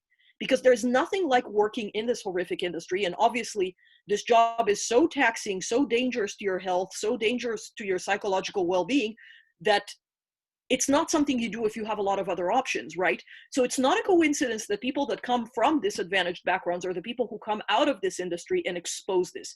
And they have a lot to pay because by doing that, they're also losing their livelihood. So I think that building a movement that supports whistleblowers across class, across immigration status, which is a huge thing with factory farms, building a movement like that and a lawyer movement that specializes in these kinds of criminal prosecutions that actually supports what people want to do and what they want to get out of their crimes, right? You know, depending on how you look at it. I think that building that kind of movement, that is what is going to support the whistleblower community as a whole. I love the idea. Let's get to work on it. And Glenn, I'll leave you the last word. How do we bring all these whistleblowers together? How do we connect these strands that might seem very disparate, but you've talked about how there are deep commonalities between the experience of someone like Daniel Ellsberg or Edward Snowden and animal rights activists who's being charged for publishing videos in a factory farm?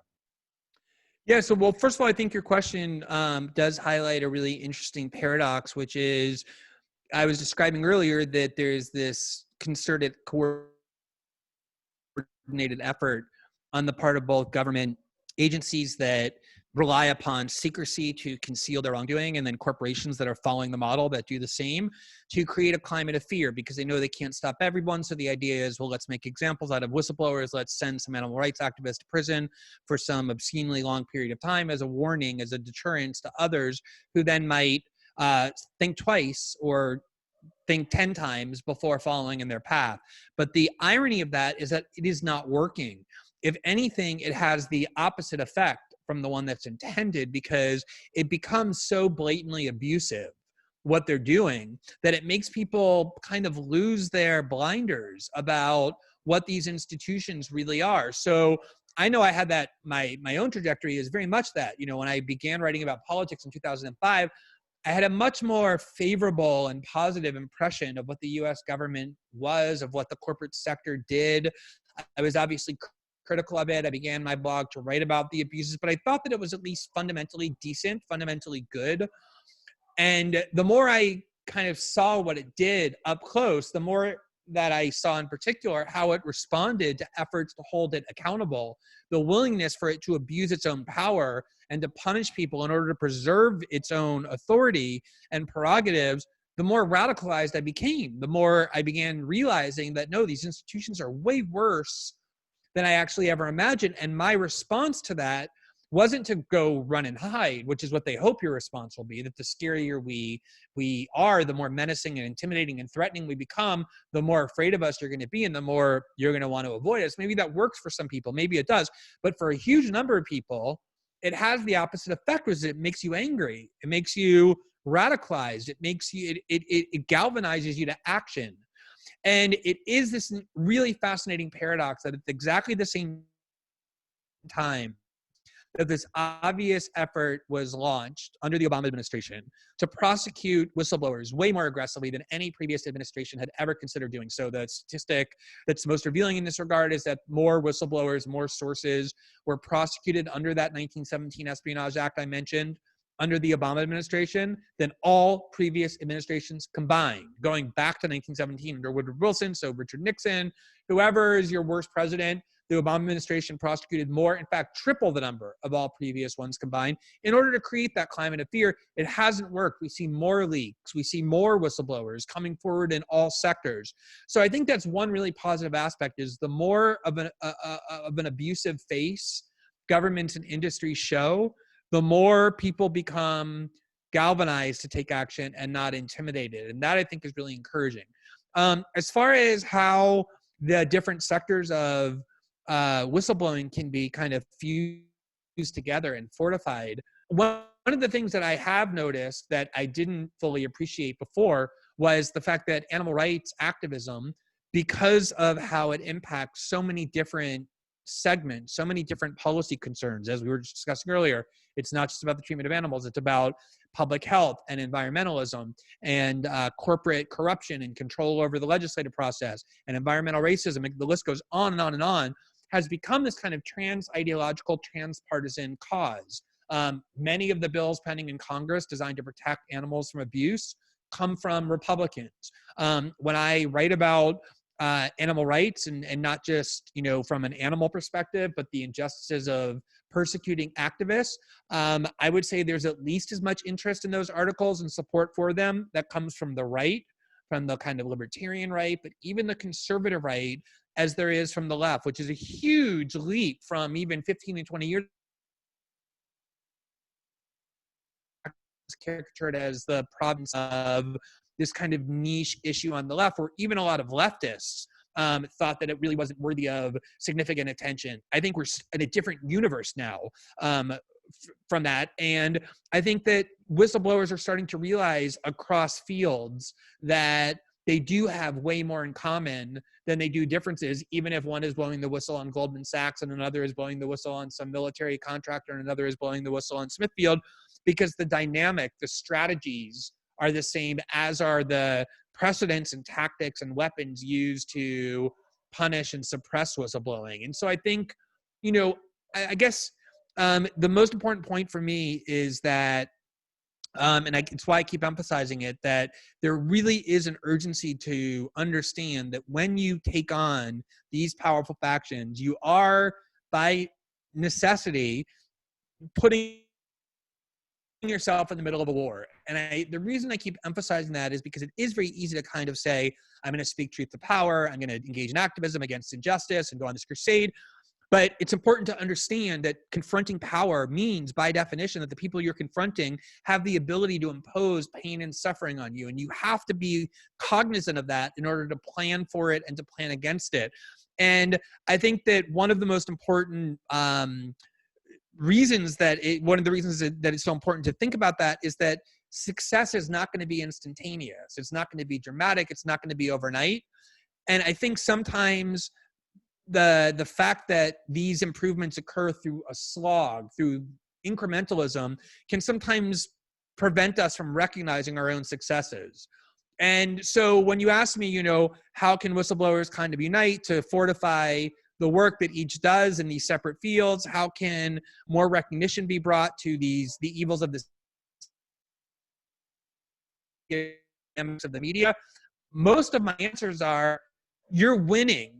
I see these changes in a positive way. And obviously there's a lot of evil that still needs to be overcome and a lot of injustices that are still invoked. But on the whole, when it comes to the animal rights movement, I think that the progress has been enormous and is accelerating all the time. And it's probably difficult to see it when you're in the middle of it and not experiencing victories all the time and experiencing the weight of these power centers coming down on your back. But I do think it's important to recognize and to be appreciative of that progress so that you don't feel defeatist, you feel galvanized in your own work. Those are great words to end by, and I think there's so many powerful examples of exactly that happening. Decades of direct action leading to a complete ban on fur in California, for example. So thank you so much to both Hadar and Glenn for joining us. This has been an amazing panel, and I hope all of you are empowered to be whistleblowers yourselves. If you find the time and the place and the appropriate means to do so, please use the information we've given you and get out there and speak out against these powerful industries, because if we are equipped with knowledge, we will have the power to change the world. So thanks again to everyone for being here. I think we're going to do a little Twitter action that all of you can join us in. If you want to tweet hashtag the right to rescue, that'd be a great thing to do right now and talk about the panel you just heard on Twitter. We're going to try and get that hashtag going a little bit over the next few kind of hours. And I'm going to pass it now on back to Joanna, who I think is going to close with some other calls to action. And let's give a big shout out to both Hadar and to Glenn for joining us today. Can we just say thank you to our two guests today for joining us today at this conference. Thank you. Thank you, Hadar. Thank you. Yeah, thank you so much, Glenn and Hadar. I wish we could hear everyone's applause, but I'll clap louder for everyone. So just to reiterate what Wayne's kind of call to action here was, we've been taking to Twitter the last couple of weeks, so we're asking everyone to get back on Twitter today and make a post with hashtag right to rescue. So whether you want to share the photo that you took earlier or make a new post based maybe on some of the things that you learned today from listening to this panel, you can go ahead and do that right now on Twitter. So, you know, as Wayne was saying, obviously we can't get together in person right now, but we do need to take action. And we don't really know when that's going to be able to be, but we're already planning some ALOA after parties in a few cities around the world. So taking action most of the time for us means direct action and protesting. And after the long time we've had to be apart, we know we're going to need to celebrate when we come together again. So, you know, the next time we take action together, we definitely need to have a big celebration. And like I said, we're not sure when that's going to be yet. But we already have a couple of ALOA after parties being planned in cities around the world. And there's no dates or anything yet because we're not sure when these are going to be. So basically we are just, you know, signing people up, and you'll be able to be notified when an after party in your city is happening. So go to the link right there, dxe.io/afterparty, and you can sign up to attend an after party in a city near you. And if your city's not on the list, you can let us know, and you can also sign up to plan one. So we're almost at the end of our assembly for today. And first, I just wanted to say that clearly, as you know, we heard today, and as many of us already know, the world needs our movement now more than ever. And we need the funds to ensure that we can continue doing open rescue, continue exposing factory farms, you know, these sites of future pandemics, and challenging powerful industries. And I know that many people out there are experiencing hardship right now, but I did want to say that if you're in a financial position to contribute, we are looking for new monthly donors at this time. Any donation helps, so even if it's a few dollars, we really appreciate any support that you can give. And you can visit the link right here on the slide to become a monthly donor. And if you do it before Tuesday, you'll receive one of the Cancel Animal Egg mugs that we've been sending as a thank you. So I wanted to share what's upcoming this week for the online assembly. So Monday at 3 p.m. Pacific time, we have our first workshop for young activists. And if you have children, if you are a child, or if you know any activist kids, let them know about Monday's session. It's going to be a really good opportunity for young people from around the world to make some new friends and have a sense of community together.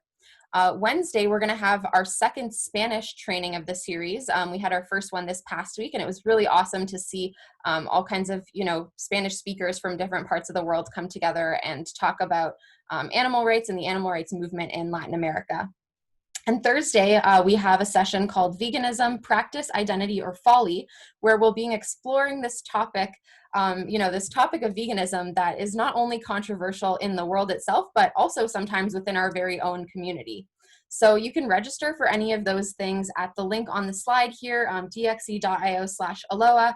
And if you have any questions or feedback about these sessions, we definitely want to hear. So you can also email us right there at the link on this slide as well.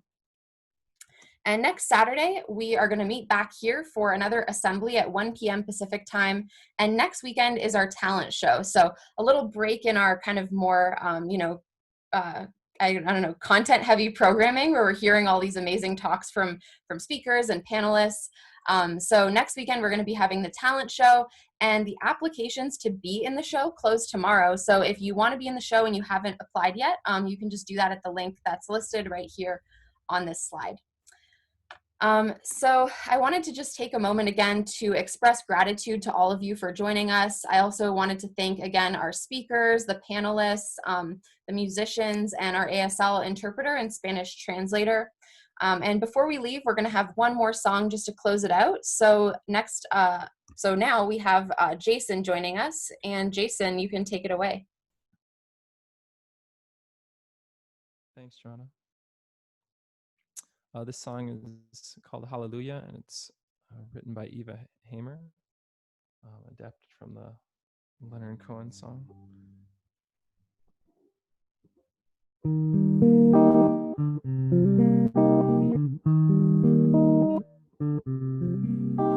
A bitter smell for miles around, a broken wing, a shrieking sound.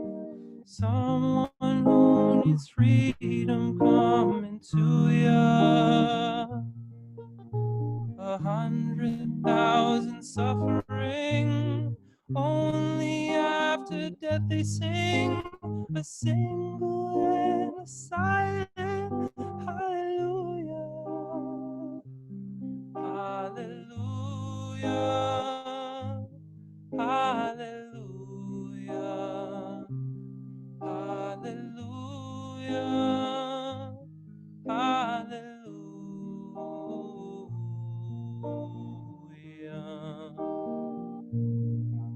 Once I heard that farms like here won't be the same after 40 years. The world is changing shape just like we're used to. Let's plant a flag into the ground. Our voices join into a sound, a promise and a prayer for revolution. Hallelujah. Hallelujah. Hallelujah. Hallelujah.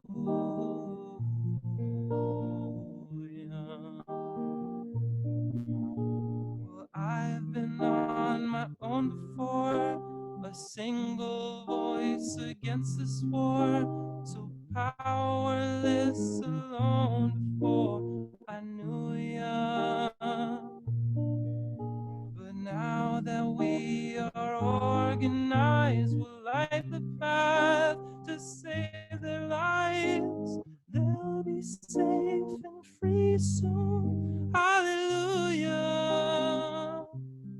Hallelujah. Hallelujah. Hallelujah. Hallelujah.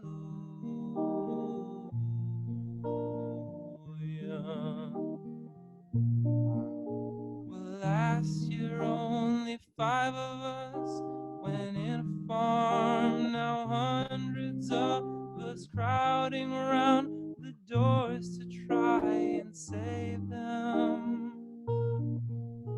Well, every day our numbers grow. The love we have can overflow. What started as a thought became a movement. Hallelujah. Hallelujah. Hallelujah. Hallelujah.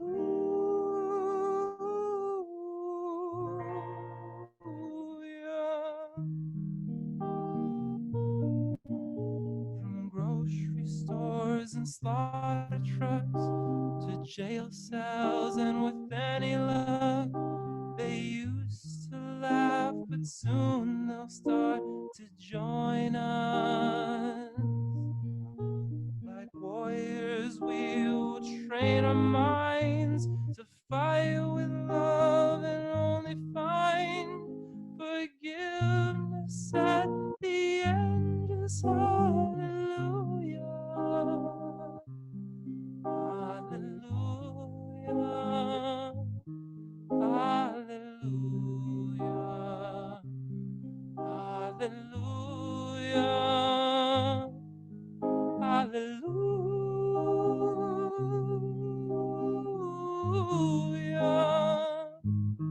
Hallelujah. Hallelujah.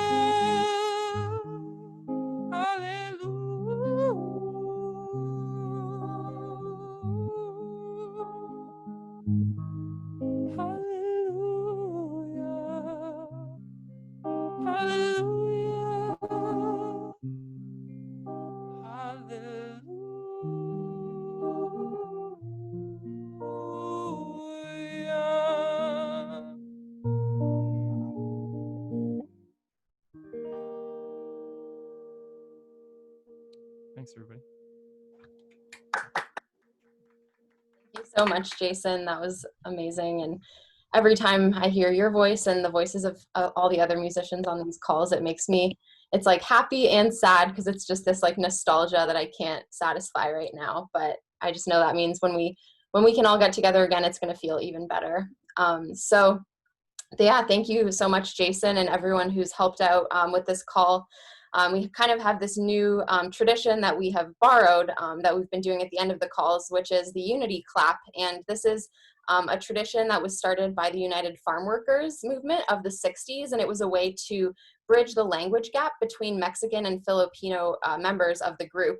And it was a way for them to show solidarity with each other in the field, and it created a sense of unity, even though they couldn't speak the same language, and they often had other barriers separating them, like being really far apart from each other in the fields. So at the end of each day, the workers would start this clap, and it symbolized solidarity with allies and their common struggles, and to emphasize that as allies, we rise and fall together. So despite all the barriers that are between us today, we are united, and just remember that you stand among all of these amazing, powerful, courageous people. So if you've been using speaker view for today, you might want to switch to gallery view, which you can click in the top right corner of your screen, and you'll be able to see all the wonderful faces of the people on the call. And the clap starts off slow and it gets faster and faster, just like a heartbeat.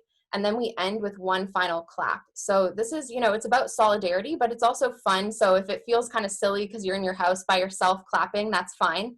And we're also going to unmute everyone so we can hopefully hear some of the other claps. And once the clap is over, it'll be the end of the call, and it might be kind of hectic because everyone's going to be unmuted. So yeah, thank you all so much for joining us, and we'll see you next weekend. Tom. Yeah. I didn't know that. Yeah.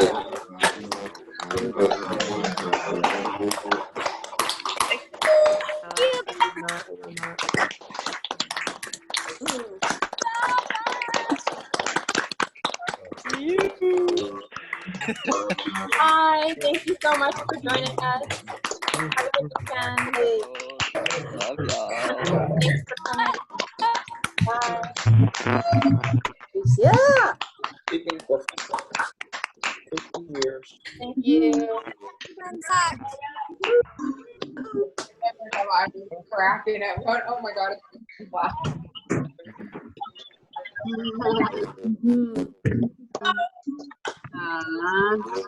Ciao, ciao.